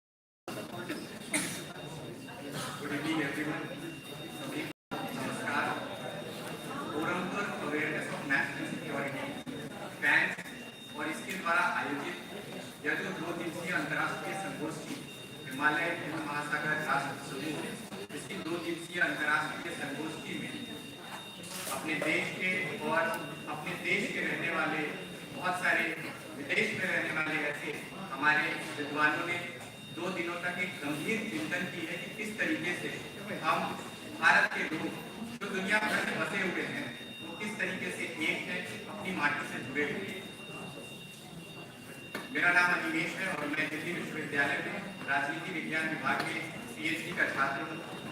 मैं आप सभी का पुनः बहुत बहुत स्वागत और अभिनंदन करता हूँ। हल्दी शाम का समय है और मुझे कुंवर बैचैन जी की वो पंक्ति याद आती है कि वो के मायूस नयूं शाम से ढलते रहे, जिंदगी भोर है सूरज से निकलते रहे, शाम को ढलता है तो सुबह संभल जाता है, आप सूरज की तरह गिरके संभलते रहे। 2 दिवसीय इस अंतर्राष्ट्रीय संगोष्ठी में हमने देखा कि देश और विदेश के अनेक विद्वानों ने मीडिया और इससे संबंधित जो हमारी डायस्पोरा है उससे संबंध में अनेक विषयों पे अपने पेपर्स को प्रस्तुत किया है। मैं इस विद्वत प्रयास में आप सभी का जो सहयोग रहा है इस वेरिफिकेटरी सेशन में, मैं उसके लिए सभी का धन्यवाद करता हूँ। और जैसी कि एक परंपरा रहती है, हम दीप प्रज्वलन करके हमारे भारत माता के चित्र के सामने पुष्पांजलि करते हुए अपने इस वेलिडिक्टरी सम्मेलन की शुरुआत करेंगे। मैं अपने सारे एक्सेलेंसी डिप्लोमैट्स, एकेडमिशियंस और भाई साहब माननीय इंद्रेश जी का स्वागत करते हुए उनसे आग्रह करता हूं कि वो आए और दीप प्रज्वलित करें। Please do come. Lighting the lamp. Lighting the lamp. Please do come.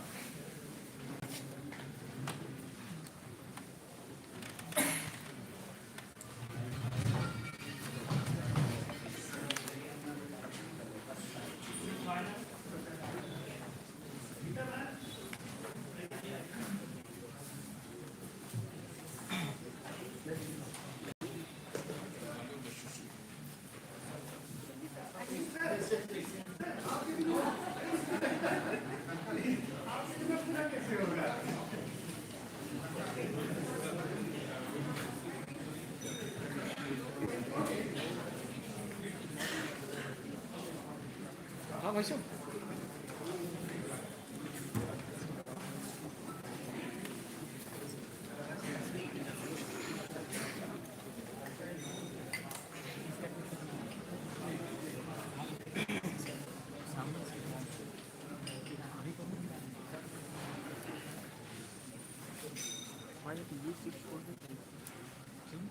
इसको थोड़ा बार और घुमाना पड़ता है या फिर आप घुमा लेंगे।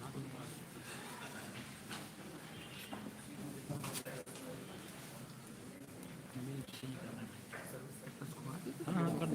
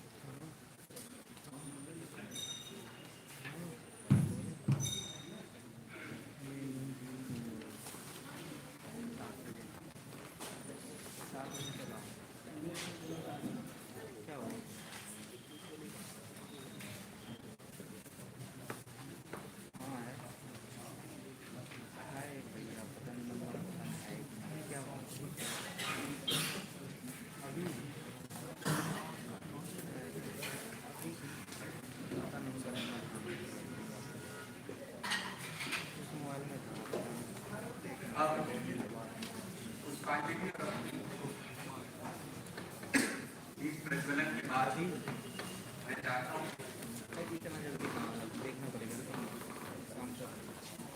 हूँ कि हमारे सम्मानित अतिथिगण मंच ग्रहण करें। मैं आदरणीय डॉक्टर इंद्रेश कुमार जी से आग्रह करता हूँ कि वो आए और अपना स्थान ग्रहण करें। साथ में मैं आग्रह करता हूँ and I invite His Excellency Burkina Faso to please come at the dais.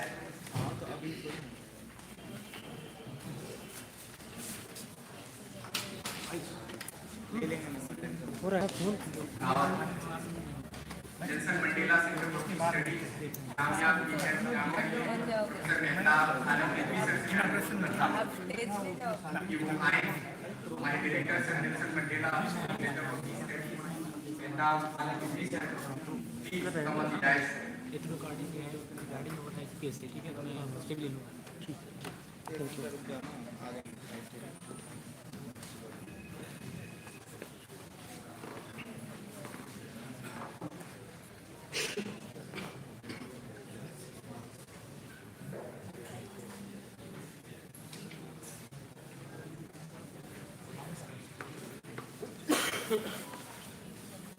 Delhi विश्वविद्यालय के परंपरागत अंतकुल गीत के मंचन से हम कार्यक्रम की शुरुआत करेंगे। मैं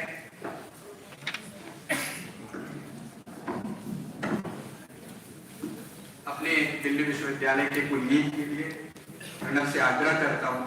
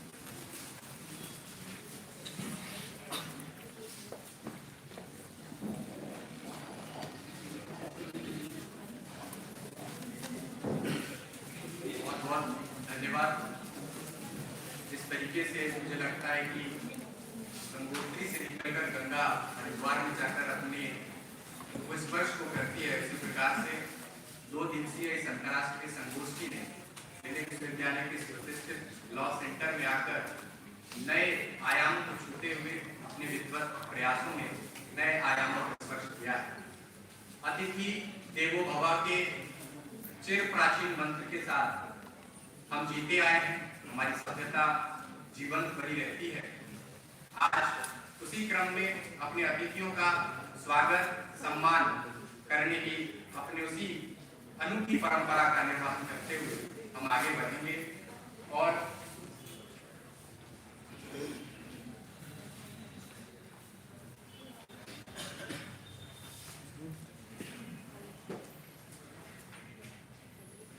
And before the felicitation ceremony, I would like to invite His Excellency from Chad, Republic of Chad, to please come on the dais.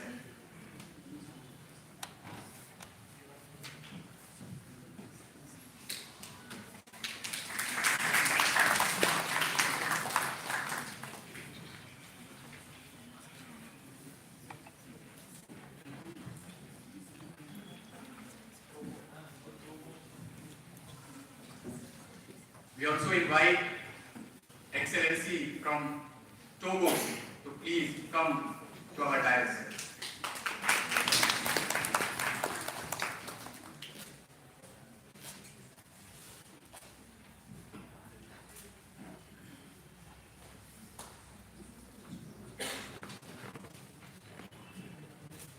सम्मान के क्रम में सबसे पहले मैं Nelson Mandela centre for piece study के डायरेक्टर प्रोफेसर मेहताब सर से आग्रह करता हूं कि वो हमारे forum for awareness of national security के पैटर्न और इस ऑर्गेनाइजेशन को हमेशा नए आयाम और नई दृष्टि देने वाले आदरणीय माननीय इंद्रेश कुमार जी का स्वागत करें।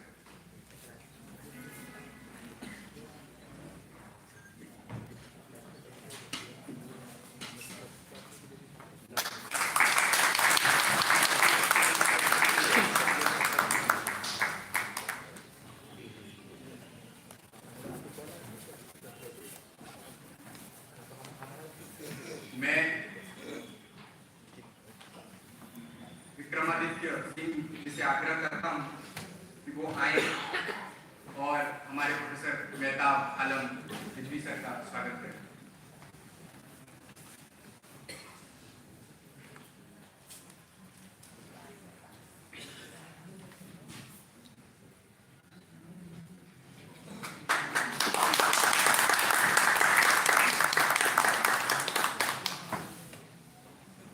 मैं सेंटर फॉर हिमालयन स्टडीज के डायरेक्टर और दिल्ली विश्वविद्यालय के छात्रों के प्रिय अध्यापक डॉक्टर बी.डब्ल्यू. पांडे से आग्रह करता हूं कि वो आए और टोगो रिपब्लिक के हमारे एम्बेसडर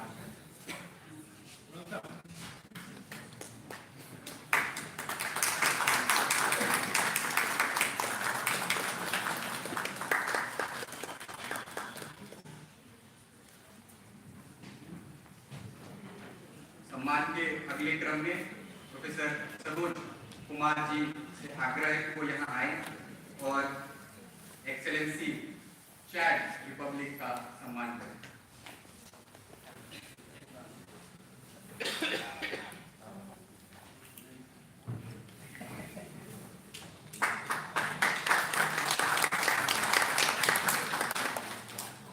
सम्मान के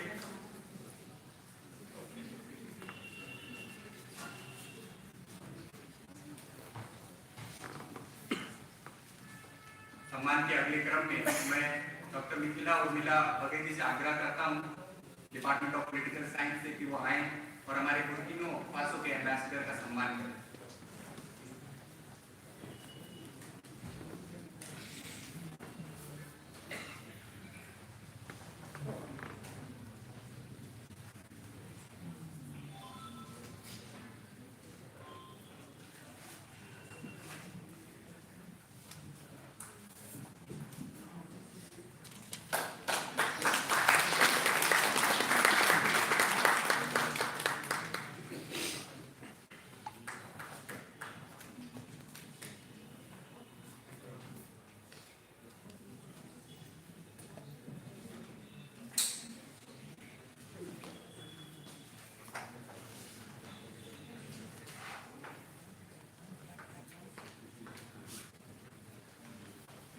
सम्मान के अगले क्रम में राष्ट्रीय सुरक्षा जागरण मंच फैंस से हमारे राष्ट्रीय महामंत्री श्री गोलोक बिहारी जी के सम्मान के लिए मैं सुधांशु जी जो जामिया मिलिया इस्लामिया में रिसर्च स्कॉलर है उनसे आग्रह करता हूं।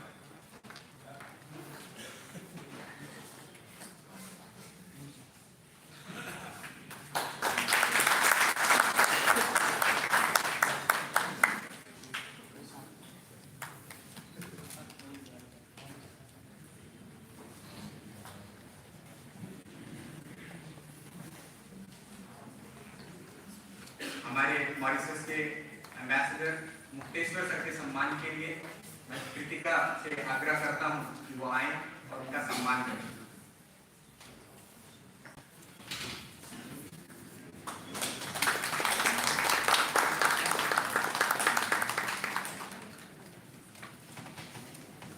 सम्मान के अगले क्रम में प्रोफेसर मजहर आसिफ सर के सम्मान के लिए मैं इंद्रप्रीत जी से आग्रह करता हूं कि वो आए और उनका सम्मान करें।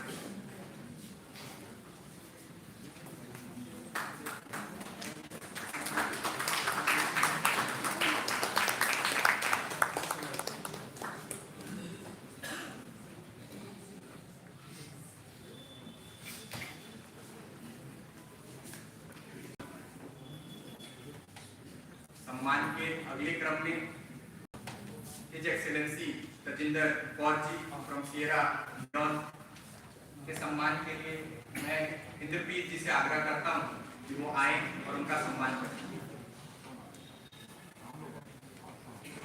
भारतीय परंपरा हमेशा से इस बात पर विश्वास करती है कि हमारे अपने और दूसरे लोगों के सम्मान की कोई कमी न रहे, इसका भरपूर दुनिया भर में हम इस बात को देखते आए हैं और उसी का यह परिचय है कि आज भारत और विश्व में जहां कभी आप भारतीयों को देखते हैं तो दुनिया भर के लोग उसे सम्मान की वजह से देखते हैं, क्योंकि हम सम्मान देने में विश्वास करने वाले लोग हैं और विश्व बंधुत्व के साथ रहने वाले लोग हैं।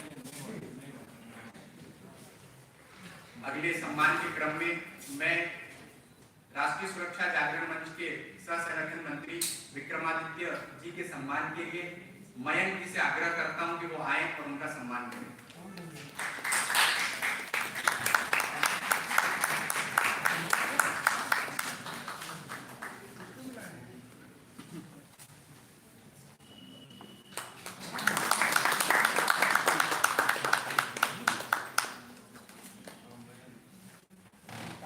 दिल्ली विश्वविद्यालय में साइंस के होस्ट और सेंटर फॉर हिमालयन स्टडीज के डायरेक्टर प्रोफेसर पी.डब्ल्यू. पांडे सर के सम्मान के लिए मैं छत्तर जी से आग्रह करता हूं कि वो आए और उनका सम्मान करें।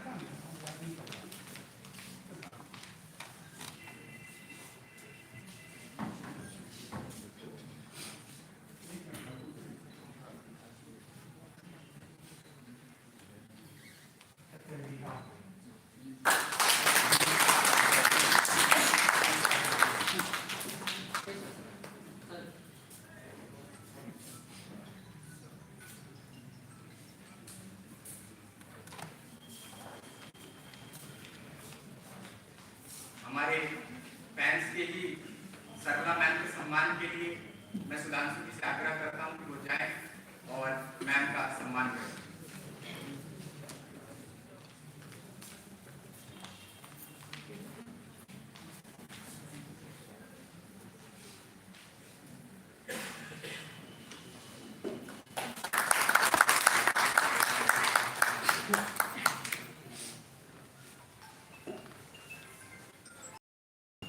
सम्मान के अगले क्रम में मैं गीता मैम के सम्मान के लिए चक्कर जी से आग्रह करता हूं कि वो आए और उनका सम्मान करें।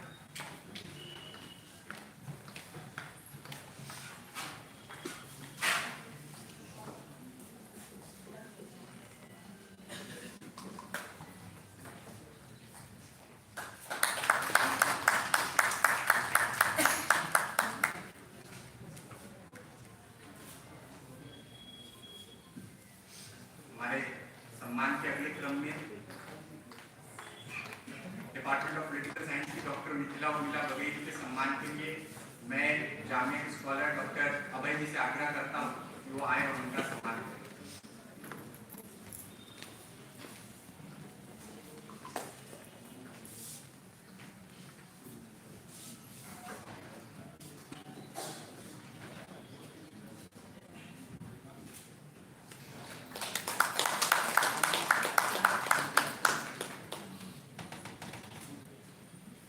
मैं आगे की कार्रवाई के लिए और आज इस संध्या मेला में इस कार्यक्रम को आगे बढ़ाने के लिए सिद्धपीठ कौर जी से आग्रह करता हूं कि वो आए और इस कार्यक्रम की गरिमा के साथ उसे आगे बढ़ाएं। धन्यवाद।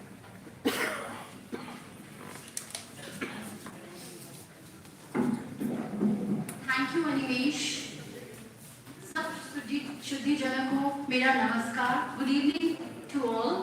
I, Inderpreet Kaur from Forum for Awareness of National Security, welcomes you at the valedictory session at the 4th HHR's International Conference on Bharat, Grimithya and Africa, organized by fans in collaboration with Nelson Mandela Center for Peace and Conflict Resolution, Jamia Millat Islamia, and Center for Himalayan Studies, University of Delhi. We have reached the end. At the end of the 2 days international conference, these 2 days have brought together intelligent minds with torrents of information, ideas, and have shared wealth of experiences and knowledge. A platform such as collaboration, interconnectivity, and lasting friendship. However, it is a privilege and honor to be entrusted with such an important task at a gathering of such eminent people from different parts of the world in the fields of academia.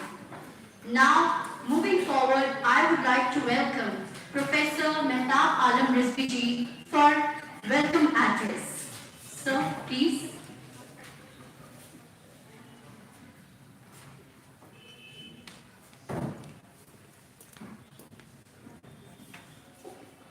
Good evening, namaskar, and thank you so much. And first of all, I would like to welcome all the dignitaries, especially our Chief Patron of France and National RSS, Mani Nilesh Kumar ji. I would also like to welcome into the program His Excellency Dr. Didier Boniface, the Ambassador of Burkina Faso. I would also like to welcome His Excellency Mr. D.B. Mutal Portinam, the Czech Republic. I would also like to welcome His Excellency Abu Eddin from the Togo Embassy. And I would like to welcome all the people and dignitaries, those who are attending this program today evening. So before going to in detail, I would just like to give the brief idea what we have discussed in today's conference. Because number of participants not only from the India but all over the Asia country and the African countries, they have participated either online and offline.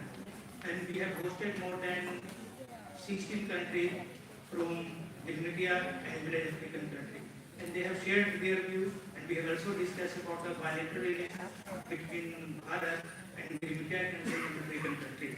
So we have hosted a scholar from the South Africa, Govindan. She spoke about the Bharat cultural connectivity with Africa and the African country, and she highlighted about how the India directly connected on the basis of culture and historical legacy.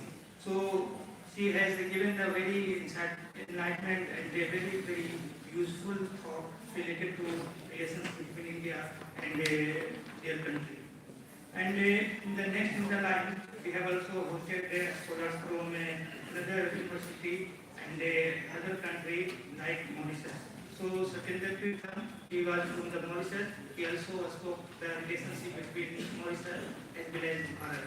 And he spoke about how Mauritius people directly linked with our culture, linked with our historical legacy, and also how they are still speaking about the religion and how the common cultural, religious affinity from the both the country. And he also highlighted about a number of issues. He also shared his paper related to with India and India relations. And he also spoke about the number of agreements that he signed from the 1947 to today also. So number of issues raised by him and number of issues also raised by the Indian scholars during that time. And we have also hosted a scholar from the Suriname, and Ms. Kinte Lugwai. She spoke about the historical connections between India and Africa, and also she spoke about the different countries and how Suriname people directly connected between India and the country of Suriname. Another in the line, Dr. Devi Anand, he also spoke about the thoughts of the Mahatma Gandhi and impact on this relationship between India, especially she spoke about how Mahatma Gandhi went to Africa and worked for the black people and how they have tried to finish or try to finish the apartheid era. So she also spoke about that. So another in the line, we have also hosted another scholar from another country, Dr. Rishad Ahmad from Ethiopia. Dr. Rishad Ahmad tried to elaborate the relationship between Ethiopia and India. He also spoke how our cultural and common relationship take countries together and we are reaching on the right path and we again try to cooperate on the basis of cooperation. We have also hosted Indira Ram Prasad from the Trinidad, and she spoke about the Bharat relations with the Trinidad and India countries. And we have also hosted Professor Iman Kalyan Lahiri. She is from the Jadavpur University, and the professor spoke about and especially the connectivity on the basis of economics, industrial cooperation. We have also hosted another scholar from the abroad, and his name is Dr. Roy Thomas. So he is from the Vincent Caribbean, and he was presented his book online, and he spoke about the historical connectivity between India and India and African country. And number of issues also raised by him, especially related to how we can think about the future collaboration between Bharat and the country of India and Africa. And we have also hosted two people again from Trinidad, and one is Dr. Salima Muhammad. And Salima Muhammad gave a very good presentation about the relationship between these two regions, especially Bharat as well as India country. He also spoke about the number of issues related to, despite their citizenship from the Trinidad, they are still she tried to find her root in Indian or in Bharat, as well as how she is connected with the Indian people or Indian diaspora. And another scholar from Trinidad, his name is Dr. Kumar Mahabir.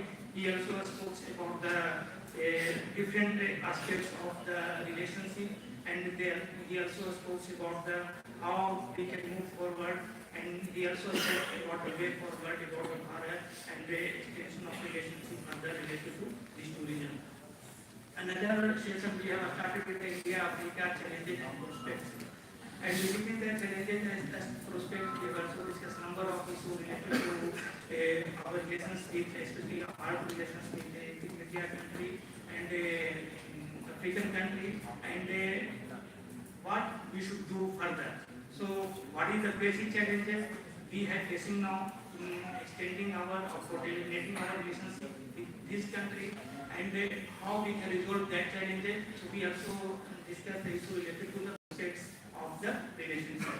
So, number of scholars from India as well as from all over the region, especially the African region as well as the India region, like Nathan and Baku Nathan from Uganda. Here she also spoke about the relationship between India and African countries. Dr. Maleta also spoke about the India-Ethiopia relations. He came from Ethiopia and often more present here, and he also the vice president, you can say the vice chancellor of the Oromia University. So he also shared a number of views related to India relations with Ethiopia, and he also spoke about how Indian people directly link with Ethiopian people. If you take the example of 10 years back, so Chinese investment you can find a lot in Ethiopian countries. But yesterday, today also, he spoke about how Indian people, how the Indian government increasing their investment in African countries, especially Ethiopia.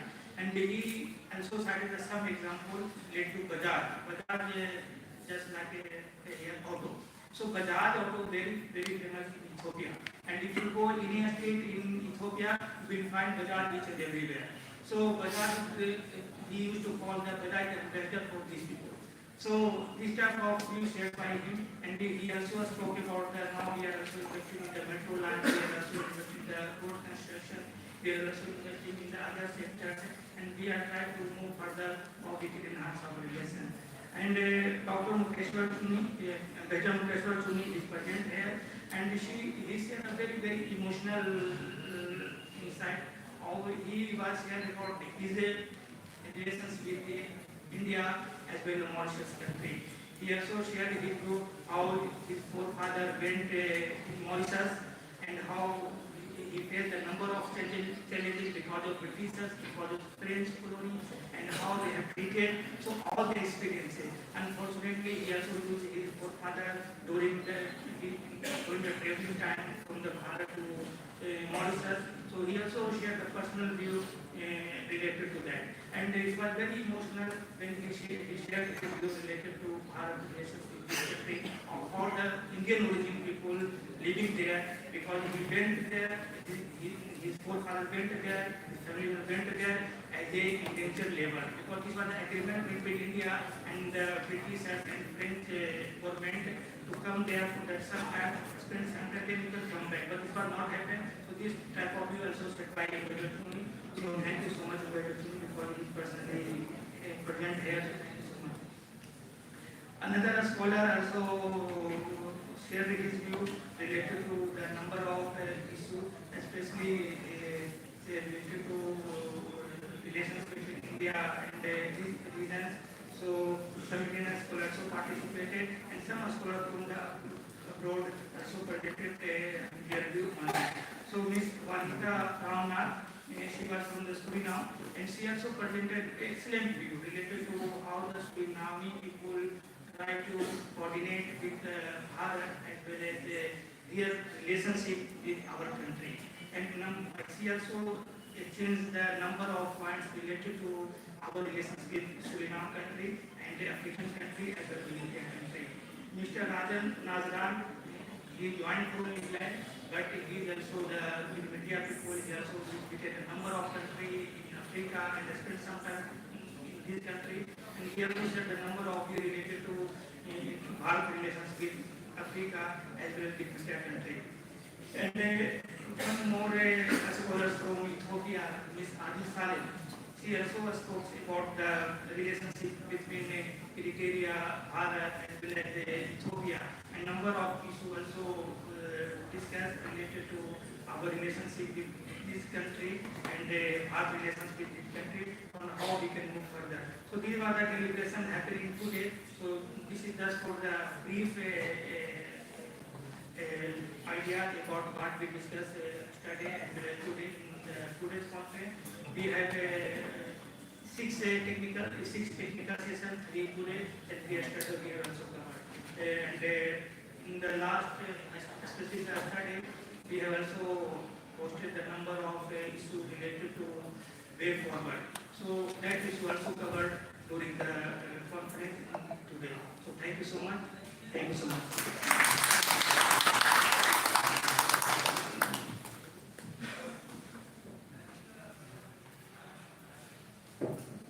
Thank you, Professor Mehtab Alam Rizvichi, for your enlightening words. Moving forward, now I would like to call His Excellency from Burkina Faso. Sir, please come and address us.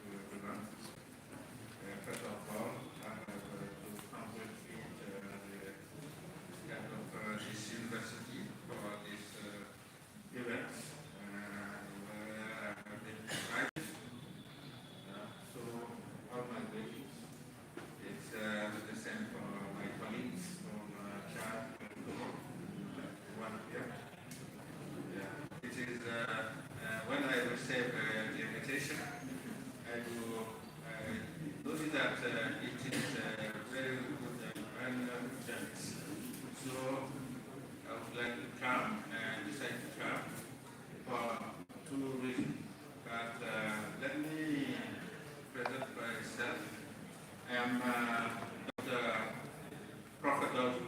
Dr. Some Desiree Boniface. I'm a lecturer, first of all, of the University of Ouagadougou. I'm teaching sociology, political sociology, and I'm being nominated as ambassador of Burkina Faso to India. And I reached India the first time in last August. Exactly 20 August. 29, I presented my credential to the President of India, and I began my work. I'm covering 10 other countries, as Bangladesh, Sri Lanka, Nepal, and so on, Thailand, Malaysia, and so on. So, for this event, I was glad to be here for two main reasons. Yeah, let me present, first of all, Burkina Faso. When you take the map of Africa, Burkina Faso is located in the south of West Africa. So when you want to go to every country of West Africa, you have to pass by Burkina Faso. We are at the center. It is a country of 2,075 square kilometers. We are about 25 million of inhabitants. We are the French-speaking country, being colonized by French.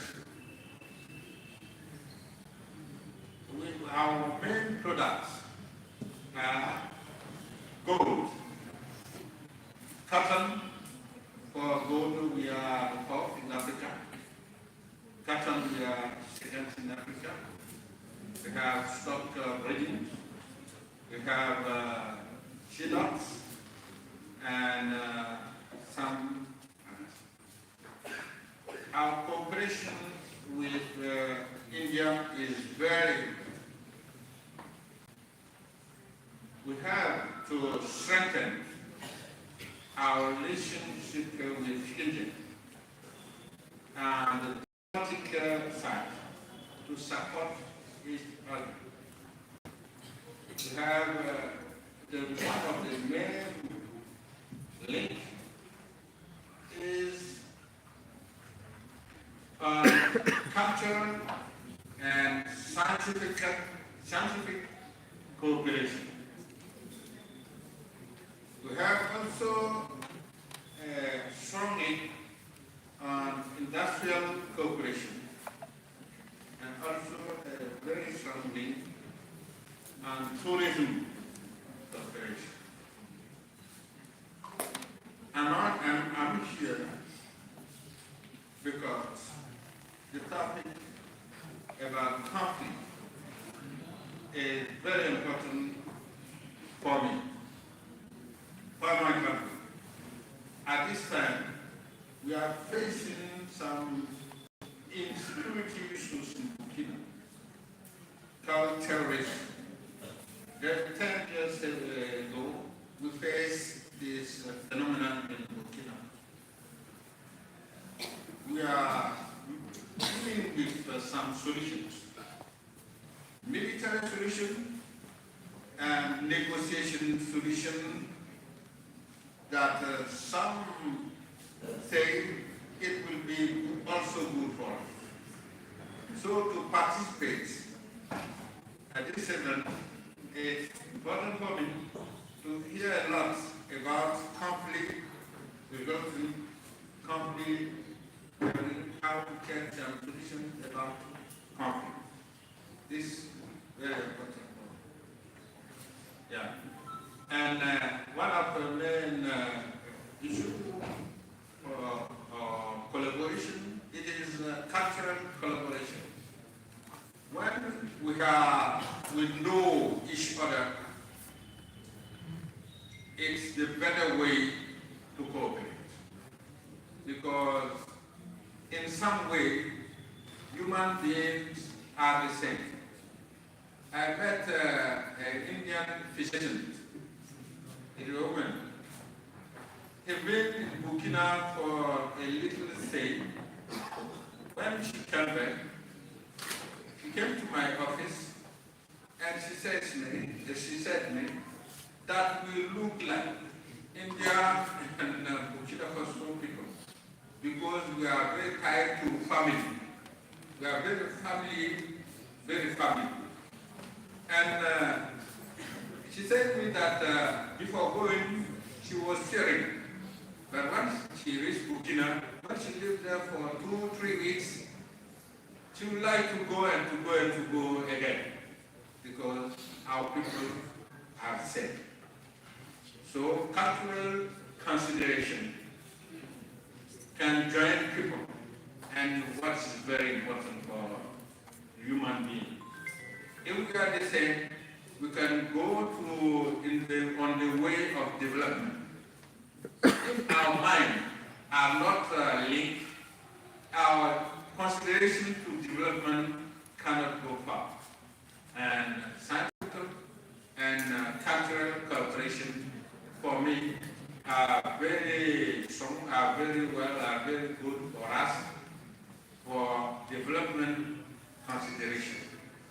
One brave man has said, if we want to change things, we must change men. If we want to change men, we must change the spirits. To change things, development things, it is first, it is to change before we have to change the spirits. And the spirits are culture. Spirits are cultural, and we have to link them. That's my little speech to you. Thank you.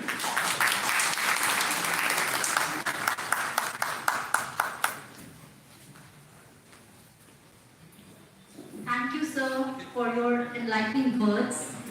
Moving forward, I would like to request His Excellency from Togo to address us. Sir, please.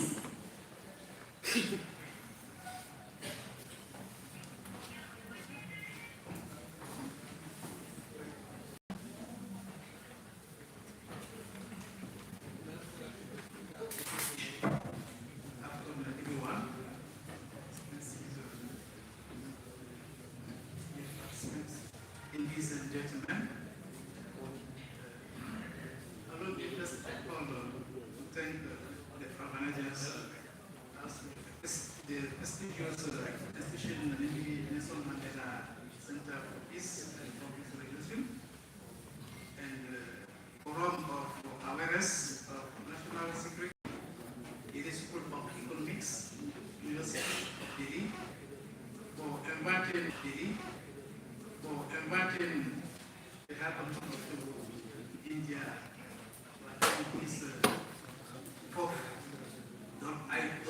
HRS annual conference between India, Africa, and MTR historical, cultural, and economic connectivity. The major objective that brings us together today is a deeper understanding of historical, cultural, economic, and strategic relation between Bharat, Africa, and Dimitri countries. Having said that, I would like to point out that the special relationship between Africa and India is the foundations for a lasting and mutually beneficial partnership based on African action and the capacity building. In the case of my country, Togo and India established a diplomatic relationship for a long time, and that was the beginning of the fruitful source of cooperation in many fields. This relationship grows up over the years with bilateral higher level delegations, visits, and many partnership projects between the two countries. So, I would like to express my sincere thanks to the government of India for the excellent bilateral relationship that exists between the two countries and the support of the government of India in several areas, especially in education, energy, IT, and healthcare, by providing also training and skill development opportunity for Togolese civil and servant and student. This one relation goes beyond our bilateral cooperation because both countries share also common visions in international arena, such as United Nations, and since 2022, our country Togo also become also a membership of Commonwealth. Ladies and gentlemen, India and Africa have shared a rich and rich-based relationship that span cultural, economic, and strategic dimensions, deeply rooted in historic and extending into the contemporary area. This relationship has been shared and shaped by incidents that links colonial history, shared struggle for independence, and a common vision for a post-colonial world order. As like I say, we have, there is no enough time, I will try to be brief. Because this topic, I think, is, for myself, I like that one. That's why I try to put something in here. So, let's move on, say that India and Africa relation covers several sectors, as I already mentioned. Culture, education, trade and economic, technical cooperation, energy, agriculture, maritime security, peacekeeping, and also professional military training. Let's talk about the cultural aspects. The cultural relation between India and Africa dates back to ancient time, when the two countries, I say the two regions, were part of the maritime Silk routes. The trade route facilitates not just the exchange of goods like spices, textile, and precious stones, but also led to cultural exchanges. This includes the spirit of India, religions, cuisine, and India way of life in certain parts of Africa. For economic relationship, I can say that historically, India and Africa have engaged in trade of century. In recent decades, the economic relationship has expanded significantly, and India is now one of Africa's largest trading partners, with a trade encompassing a wide range of sectors, including pharmaceuticals, oil, textile, and machinery. We recognize that India investment in Africa has grown considerably with a major investment in several fields, as I already mentioned. Indian companies view Africa not only as a market for goods, but also as a partner in development with investment aimed at mutual growth. And on development partnership, India has positioned itself as a major development partner for Africa, providing assistance in various forms. The trade between India and Africa, as I already mentioned, is considerably grow and continue to do so. Talking about the trade issue, Togo my country, exports mainly to India include phosphates, plastic, and cotton, and imports also from India include oils, petroleum products, medicine, vehicles, farm staff, and machinery.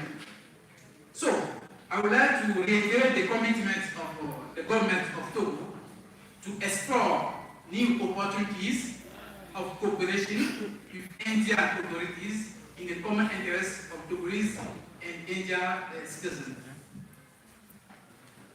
For the aspect of India strategic commitments in Africa, I can say that both India and Africa have played a significant role in several international organizations, and this shared vision led the grow up for a strategic partnership based on mutual respect and non-interference. We all know that during the G20 meeting held last year in India, African Union has been admitted as a full member of G20, and that's the occasion I try to reiterate the thanks in part to Indians' intensive lobbying. But this question remains how the AU, the African Union, would handle this participation in the group of the major global economics and play a vital role in advancing the continent's journey to inclusive and sustainable development to make it the Africa we want.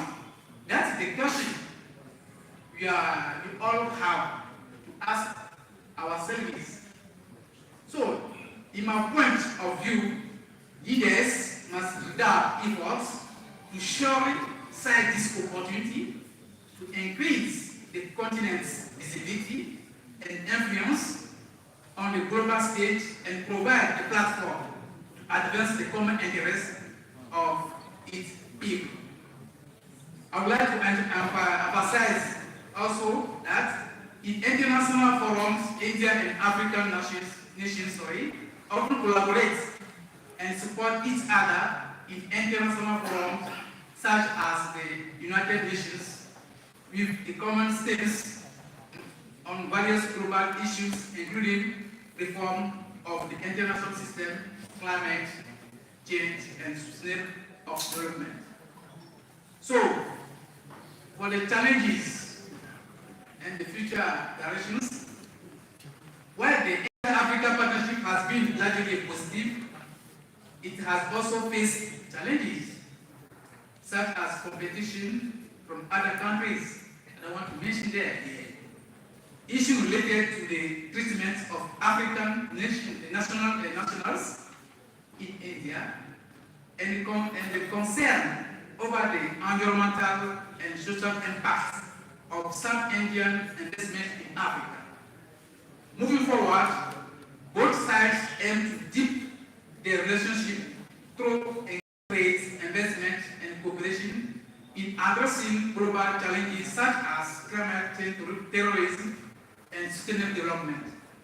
Ladies and gentlemen, to conclude, I believe that this meeting or this gathering will facilitate a better understanding of ins and outs, and I'm confident that this conference will open horizons to find approaches of solutions so that the African continent makes a sufficient contribution to achieve the objective of G20 and take advantage of it.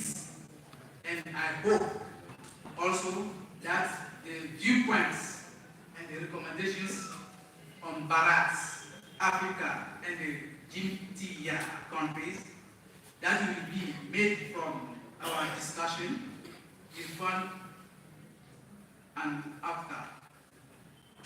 So, businessmen and investors are welcome in Togo for a win-win partnership and help the government of Togo in its efforts to make Togo an emerging country.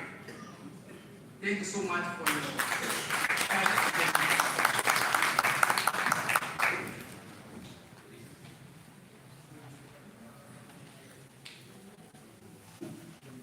Thank you so much, sir, for sharing your thoughts and experiences with us. I feel that this is a subject that we should all be interested in. Moving forward, I would like to call His Excellency from Chad. So please come and address us.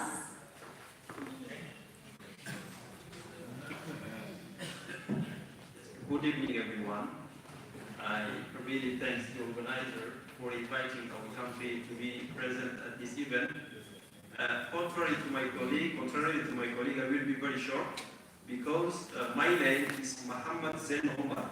Contrary to the name written in front of me, the person who initially was invited to be here, due to a change of agenda, he couldn't make it, so I came to represent him.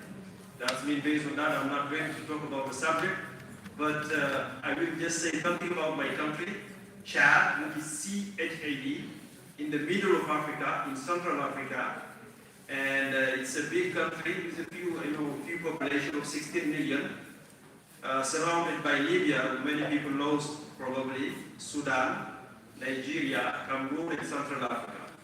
So, as His Excellency from Burkina Faso said, we have all the products that you talk about, plus the petroleum, the crude oil, which India also get from us. And coming back to the subject, we don't have a genetical link with India, but we are culturally linked because people there in our country, in my country, they watch Indian movies. And also we wear same clothes, we can say hijab, kurta, and the ladies also sari and so on. It's a little different, but it's almost the same. So the subject by itself is very important. 1.4 million, 1 billion and 4 million Indians. I think just a few of them knows Africa. And how many knows Chad? Only God knows that. So I hope that from today on, this kind of subject will continue, and scholar can help all times for students, people of India knows about the countries, especially Africa. So thank you very much. I will be short as I said, and good luck to the organizer.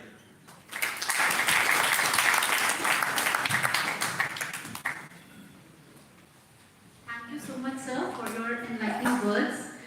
Moving forward, I would like to call Professor B.W. Pandey to address us. Professor B.W. Pandey, Director, Center for Himalayan Studies. Sir, please come.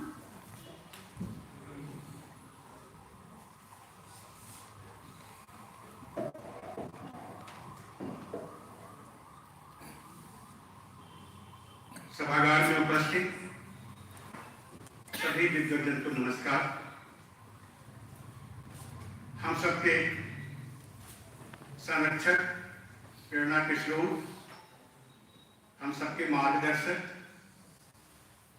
पिता स्वरूप पूजनीय माननीय doctor Indresh जी भाई साहब, हर व्यक्ति आपसे मिलना चाहता है, मिलकर के धन्य होना चाहता है। ईश्वर आपको स्वस्थ रखे, अच्छे रखे, सबका समाज निर्माण में आपका और योगदान हो।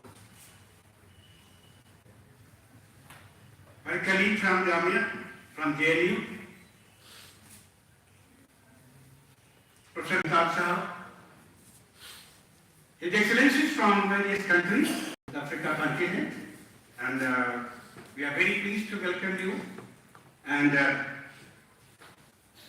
I am looking forward as I promote the International Student House at the Hill University. So we have more than 50 students from African Union in my hostel.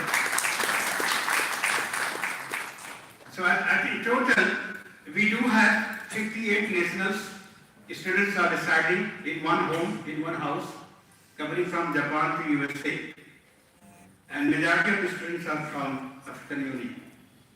So welcome you from behalf of the university and from behalf of the Rashtriya Suraksha Jagran Manch. for this conference. हमारे विश्वविद्यालय से पधारे माननीय राजकुमार पुरवारिया जी professor हैं, social worker हैं, राजनेता भी हैं, प्रोफेसर सुरेश जी भाई साहब, हम सबके माननीय भाई साहब माननीय गोलकनाथ जी भी हम सबके मार्गदर्शक हैं।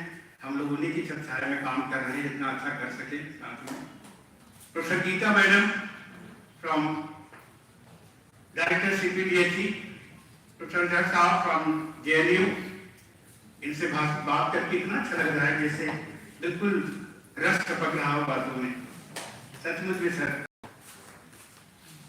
और हम सबके बीच में पूरे गिरमिटिया समाज को प्रस्तुत कर रहे हैं माननीय मुख्य जी, जिनका नाम चुन्नी है, और कल जब नाम का पता चला इतना अच्छा लगा कि चुन्नी नाम क्यों है। और आज भी जैसा कल उन्होंने बताया, how the people in girmitiya nations are deeply rooted with the culture. हम भारत देश में रह करके भी कई चीजें भूलते जा रहे हैं। अब थोड़ा पिछले दशक से कि हम अंधाधुंध पश्चिमी देश का अनुकरण नहीं कर रहे हैं। हमें अब वो शक्ति आ गई है कि हम अपने राष्ट्र, अपने धर्म, अपने वेशभूषा, अपने कल्चर पे गर्व कर रहे हैं। नहीं तो जो पश्चिम में पहन लेते थे वही होड़ लग जाती थी भारत के बाजारों में। भारत के गांवों का समाज से लेकर मार्केट से लेकर के सिनेमा से लेकर हर जगह वही पश्चिम व्यवसाय विकसित होता था। और आज एक बात करने में मुझे बड़ा गर्व फील होगा, जैसे सुबह के सेशन में पूर्व मंत्री मॉरिशस, पूर्व एम्बेसडर मॉरिशस जी उद्बोधन ने कहा था कि British islands, British territory, Indian ocean, they had occupied the land of Mauritius, islands of the Mauritius. और अब एक होप जगह है, भारत जैसे देश का प्रतिनिधित्व एक मजबूत हाथों में आया है, जिसकी सुनाई प्रधानमंत्री सुनक तक हो रही है। अब उस उम्मीद पर यह भी उम्मीद आ गई है कि जो ब्रिटिश टेरिटरी ने लिया हुआ है वो मॉरिशस को जल्द ही वापस करेंगे। ये भारत का प्रभुत्व है, प्रभाव है। हम ज्यादा समय नहीं लेंगे। एक बार फिर से हिमालय, हिंद महासागर, राष्ट्र समूह, हम तो पहली बार जब से सेंटर फॉर हिमालयन स्टडीज के डायरेक्टर बने हैं, हमें इस पूरे कार्य में जुड़ने का मौका मिला है। और हम इतना जरूर विश्वास दिलाएंगे कि हमारा ये 5वां संस्करण होगा तो बहुत दिव्य होगा, इससे बड़ा भारी भरकम होगा। सबको प्रणाम। Thank you.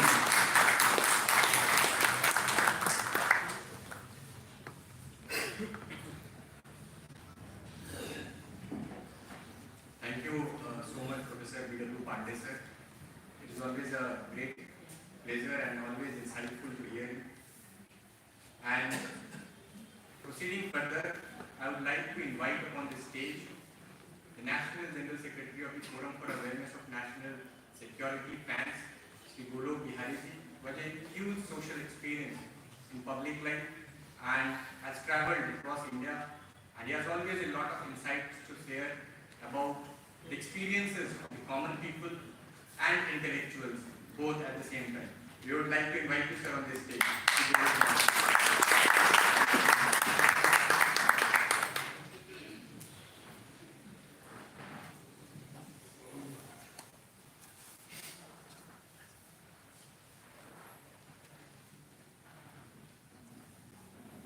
माननीय इंद्रेश जी, जो हम सभी के मार्गदर्शक हैं, मंच पर उपस्थित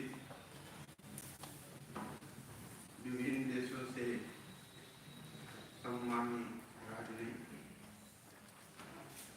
माता पांडे जी, पिछले आज 2 दिनों से हम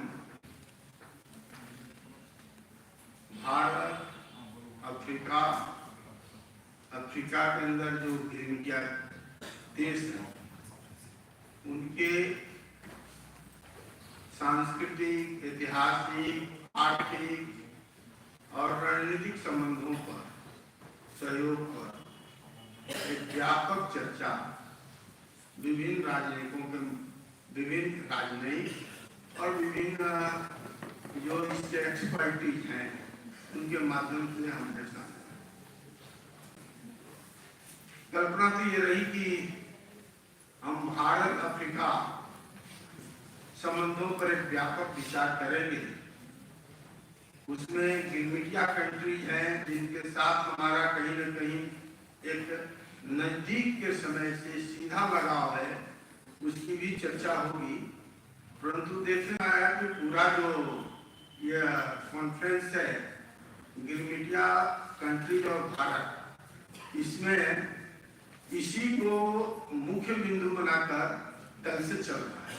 अच्छी बात है कि कई लोगों ने कहा कि ये गिरमिटिया क्या है शुरू में, परंतु बहुत सारे लोगों ने यह भी कहा कि हम भी आज गिरमिटिया जाने।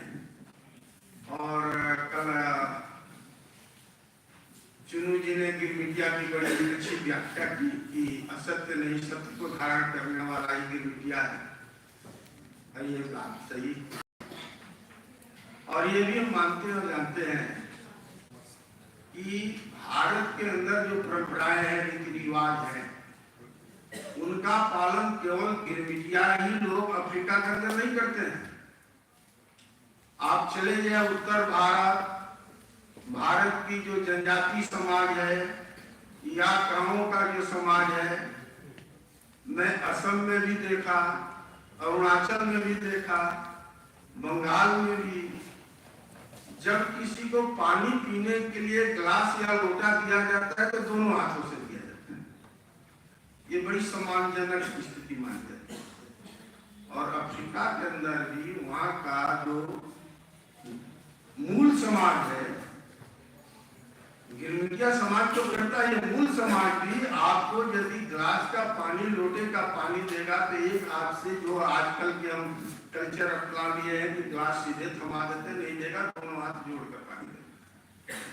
अब ये साम्यता कहाँ से आई, कैसे आई? ये हमारी परंपराओं की साम्यता रही। और इन्हीं साम्यता के कारण आज जो हम विचार कर रहे थे कि 5 साल गिरमिटिया की व्यथा के ऊपर उसकी मुक्ति कैसे हुई, आज उन्होंने उस देश को किस तरह से अपना देश के रूप में सींचा है, बढ़ाया है, पुष्पित पल्लित किया है। तो जिस स्वरूप की हम कल्पना करते थे वो स्वरूप लाने के लिए एक यहाँ के जर्नलिस्ट हुए हैं गिरिराज किशोर।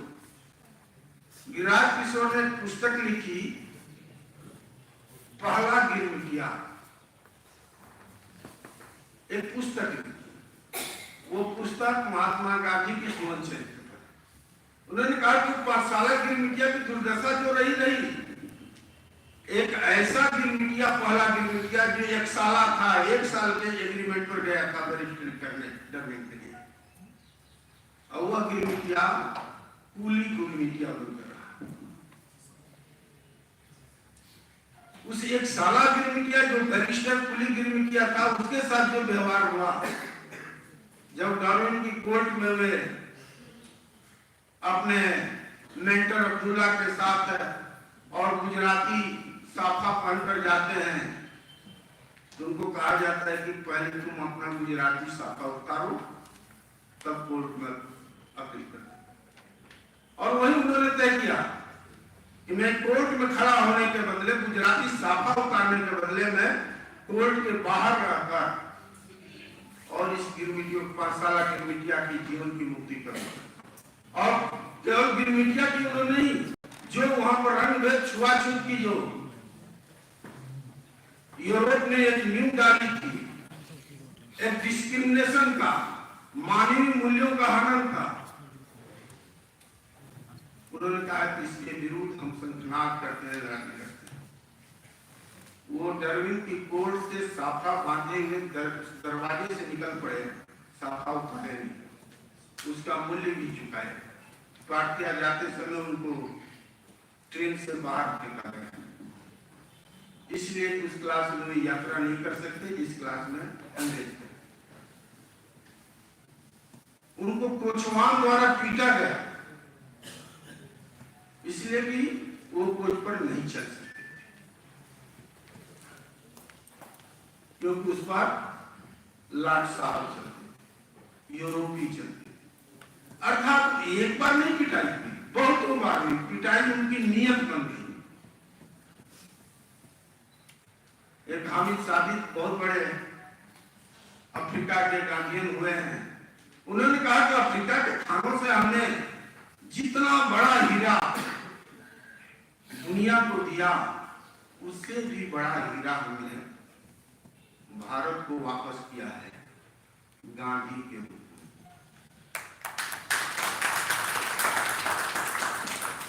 तो उनकी हर एक क्षण की शहादत उनको हीरा बना दिया, तराश कर एक सुहाना हीरा। तब अफ्रीका के अंदर केवल मीडिया की मुक्ति नहीं हुई, अफ्रीका के अंदर वहीं से लड़ाई शुरू हुई, डिस्क्रिमिनेशन, रंगभेद। और इस स्थिति में भारत ने उस लड़ाई को लाया, सहयोग देकर, नैतिक बल देकर, नेल्सन मंडेला से लेकर सारे लोगों को बल दिया। तभी तो नेल्सन मंडेला भी 27 वर्षों के बाद जब जेल से छूटे तो विश्व के किसी एक कंट्री में पहला दौरा किए तो भारत। उस नैतिक समर्थन का मूल्य चुकाने के लिए हुआ है, सम्मान देने के लिए। तो आज इन्हीं विषयों पर इस सम्मेलन का आयोजन किया गया था, और हम चाहेंगे कि जो हमारे परंपरागत संबंध रहे हैं, परंपराओं का संबंध रहा है, सदियों से रहा है, नहीं तो ये पानी देने की स्वाभाविक प्रक्रिया जो भारत के जनजाति समाज, भारत का ग्रामीण समाज अपनाता है, वो कहाँ हजारों हजार मील दूर दौड़ने के पास बैठा हुआ, कहीं घना के पास के अंदर का, कहीं इथियोपिया का, कहीं नामीबिया का, कहीं कीनिया का, वो जनजाति समाज उसी ही रूप में दोनों हाथों में लोटा में पानी देकर स्वागत करे। ये परंपरा आई होगी तो कोई न कोई संबंध है। उन्हीं संबंधों को फिर से स्मरण में लाए, इन्हीं बातों की कॉन्फ्रेंस, और बहुत ही मानेंगे कि एक व्यापक रूप से चर्चा चली और ये कॉन्फ्रेंस बहुत ही अच्छा सफल हुआ। हम आगे भी चाहेंगे कि इस तरह की कॉन्फ्रेंस में आप सब की सहभागिता बनी रहे, जिससे हम नए संबंधों को फिर से नई पटरी पर लाकर दौड़ पाएंगे, जिससे विश्व की मानवता को हम जागृत कर पाएंगे, विश्व की मानवता को एकजुट कर सुरक्षित कर दुनिया की एक बड़ी सांस्कृतिक शक्ति के रूप में उभर सके। इन्हीं बातों के साथ जय Hind.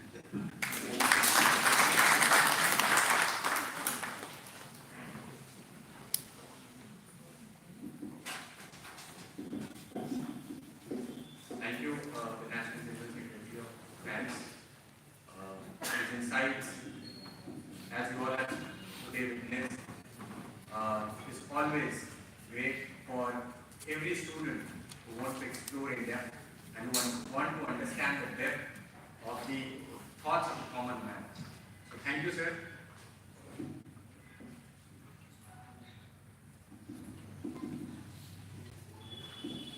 We all know the India-Africa relationship is on a new height today.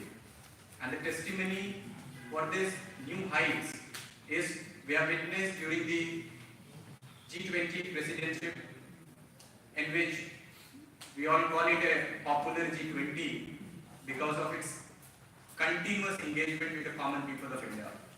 And in that G20, our Prime Minister proposed African Union as one of the members for the G20. Speaks a lot about the importance of India-Africa cooperation, the importance of Global South, and also the importance of Africa for the world altogether. So it's a great moment for us to revisit these African countries, the people of Indian diaspora, as we know as Girmitias also. So it was a wonderful experience for 2 days. Now moving ahead, for some of the felicitations, I feel very delighted to call Subhranshu Chaudhary ji at this stage, who is an ex-senior journalist at the BBC, has travelled across India and was one of the pioneers of peace-building efforts in the insurgent area. So I would like to call him on this stage, and I would like Manniya Indiresh Kumar ji to felicitate him. Please, sir.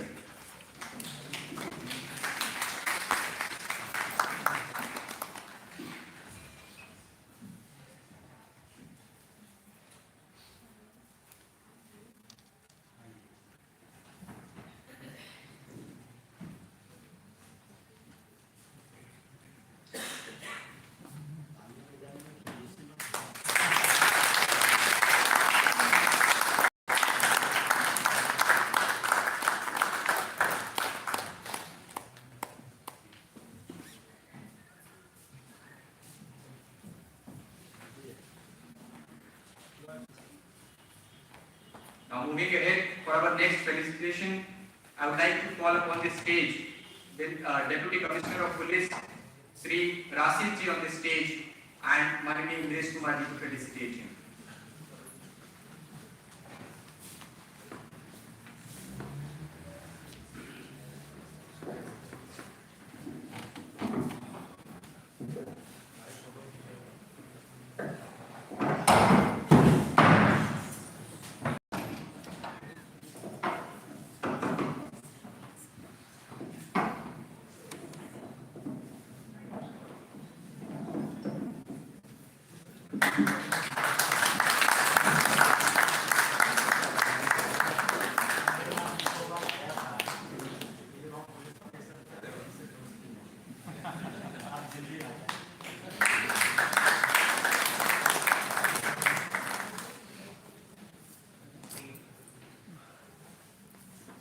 For our next felicitation, I would like to call upon the stage Sri Mandeep Agarwal ji, who is the National Secretary, Forum for Awareness of National Security. Please, sir.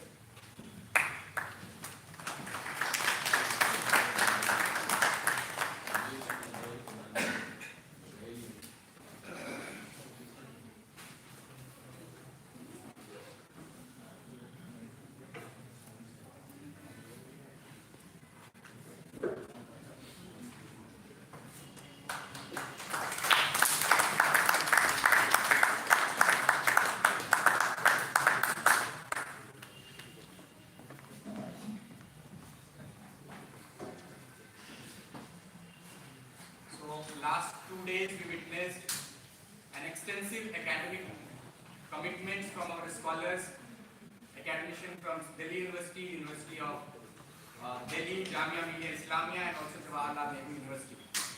Now for our concluding remarks, and also show us path and guide us with his enlightenment voice. For the reason being, he has also travelled across India, lot of experience to share and guide us, the young generation, for the 21st century India that we want ahead as a Viksit Bharat in 2047. So, for his enlightening remarks, I would like to invite the patron of Forum for Awareness of National Secretary, Manniya Indiresh Kumar.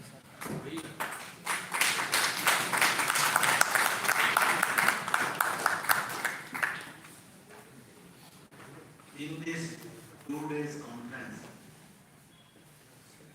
at this concluding session, either on the dais or either in the public, my dear brothers, sisters and friends, if the one question is asked to the world, दुनिया से प्रश्न किया जाए, name the land, name the community, society, name the culture, which accepts of, which respects of, which adopts of, जो सबका सम्मान करती है,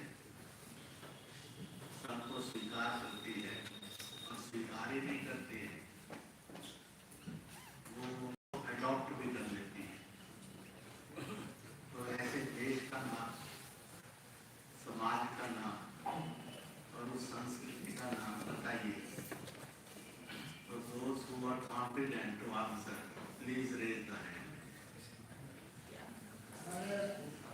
भारत माता की नीचे कर. So that is Bharat, Bharatiya, Bharatiyata. That is India, Indian and Indianness. To call this land, society and culture communal or fundamentalist, it is a crime. इस देश को, इस देश के समाज को, इस समाज के संस्कृति को कोई कट्टरपंथी है, कम्युनल है, सांप्रदायिक है, तो वह उसका पाप भी है और अपराध भी है. परंतु अगर हम मान लें तो हमसे बड़ा पापी और अपराधी भी है. Everybody should be careful. इसको हमेशा ध्यान में रखें. मैंने दुनिया में बहुत देशों के साथ डायलॉग करके देखा. मिलने आते हैं तो डायलॉग हो जाते हैं. मैं मिलने जाता हूँ तो डायलॉग हो जाते हैं. कॉन्फ्रेंसेस के रूप में भी डायलॉग. इस भारत को समझेंगे तो दुनिया के सब देश और संस्कृतियां समझ में आएंगी. Silver line of this conference is in last centuries and centuries. Centuries भी जाए, युग भी कहे तो कोई आश्चर्य नहीं. There was never a conflict between the African countries and the Indian countries. एक भी संघर्ष का आक्रमण था इतिहास में. जब अफ्रीका के किसी देश के साथ भारत का कॉन्फ्लिक्ट आया या भारत का अफ्रीका के किसी देश से कॉन्फ्लिक्ट आया,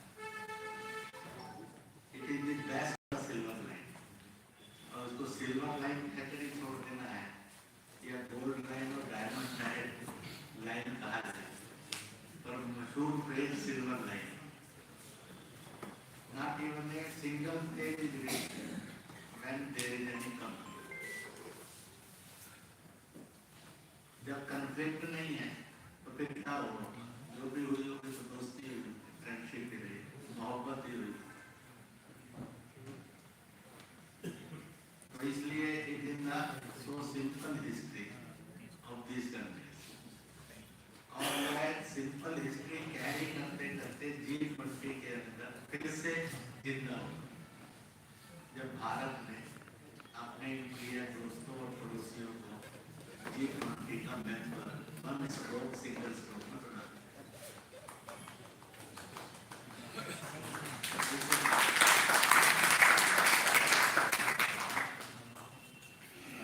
तो इसलिए इसके बाद दूसरा, जब यूरोप उसमें भी विशेष रूप से ब्रिटिश एंड फ्रेंच, इन्होंने रूल करते करते भारत के लोगों को इन जंगलों में और सुनसान जगह लेकर गए. तो अगर वहाँ की कोई लोकल पॉपुलेशन थी तो उस लोकल पॉपुलेशन के साथ इन भारतीयों का कोई कंफ्लिक्ट नहीं तो वो एक कंफ्लिक्ट खड़ा कर सकते थे local population. We are the owner of this land, who are you? अगर खड़ा कर लेते तो शायद गिरमिटिया देश बन पाते कि नहीं बन पाते, अंग्रेज ले पाते कि नहीं ले पाते, ये भी एक प्रश्न है. इसलिए local population either it is 4%, 5%, 10%, 20%, किसी ने भी पीपल ऑफ लैंड के नाम से कोई कंफ्लिक्ट नहीं. भारत से गए लोग इनका अगर किया तो स्वागत किया या इनडिफरेंट.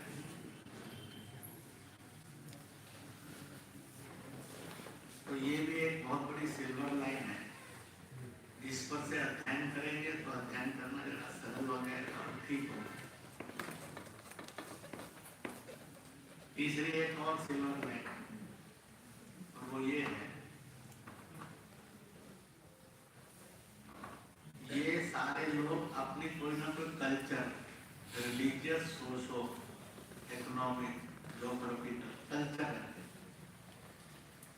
विदाउट कल्चर कोई नहीं, अनकल्चर्ड नहीं, तो विदाउट कल्चर भी नहीं था, अनकल्चर्ड भी नहीं, अनसिविलाइज भी नहीं। इनको ब्रिटिश और फ्रेंच ने, यूरोपियन कंट्रीज ने समझाया कि you are without religion, you are without culture, अब अनकल्चर्ड है, अनसिविलाइज। जैसे हम भारतीयों को यहाँ उन्होंने बताया आपको राज करना नहीं आता, हम आपको राज करना सिखाना है। आप मिलकर नहीं रहते थे, हमेशा लड़ते थे, हम आपको मिलकर रहना सिखाना है। यानी उन देश के लोगों को ये पढ़ा रहे थे जिन्होंने दुनिया के अंदर राम राज्य दिया, उस देश के लोगों को पढ़ा रहे थे जिन्होंने दुनिया को धर्म राज्य दिया, उस देश के लोगों को पढ़ा रहे थे जिन्होंने विक्रमादित्य का राज्य देखा। वो इस देश के लोगों को बता रहे थे हम आपको राज करना सिखा रहे हैं, जिनके राज्य में और बकरी और शेर एक ही घाट पर पानी पी लेते थे।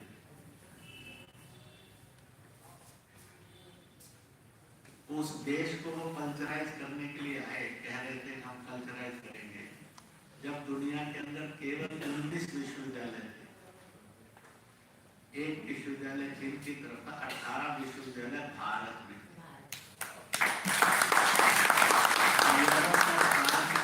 विश्वविद्यालय था ही नहीं पूरे यूरोप।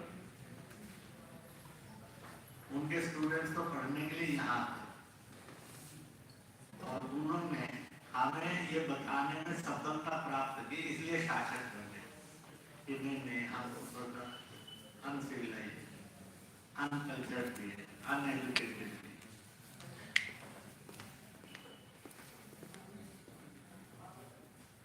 फिर उन्होंने बताया कि आपको मैनेजमेंट आती नहीं, इसलिए आपको धन तो बहुत है, रॉ मटेरियल बहुत है, परंतु you don't know how to use. उस भारत को वो बता रहे थे, जिस भारत के लोग जब कपड़ा बुनते थे तो इतनी महीन मलमल बुनते थे कि अंगूठी में से धान पार हो जाता, और वो कह रहे थे कि आप इंडस्ट्रियलाइज करें, आपको नहीं आता। वो ये कह रहे थे कि आप बहुत पिछड़े हैं। उस समय बता रहे थे कि जब हम घरों को ताला नहीं लगाते, चोरी का भय नहीं था, डकैती का भय नहीं, परंतु आप इस बात को तो मानिए कि वो सफल तो हो गए, कुछ ना कुछ ये सब पढ़ा रहे। ऐसे ही जब ये लोग लेबर के रूप में हिंदुस्तान से लेबर ड्रॉ किए, विशेष रूप से पूर्वी उत्तर प्रदेश, आंध्र, बिहार, उड़ीसा, बंगाल आदि, उस समय वो भगवान को नहीं जानते थे, ये सब भगवान को जानते थे। वो इनटॉलरेंट थे, ये मोस्ट टॉलरेंट, ओबीडिएंट थे।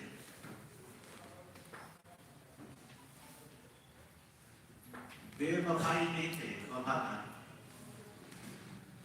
इस वफादारी के कारण उनको कष्ट भी खूब सहने पड़े।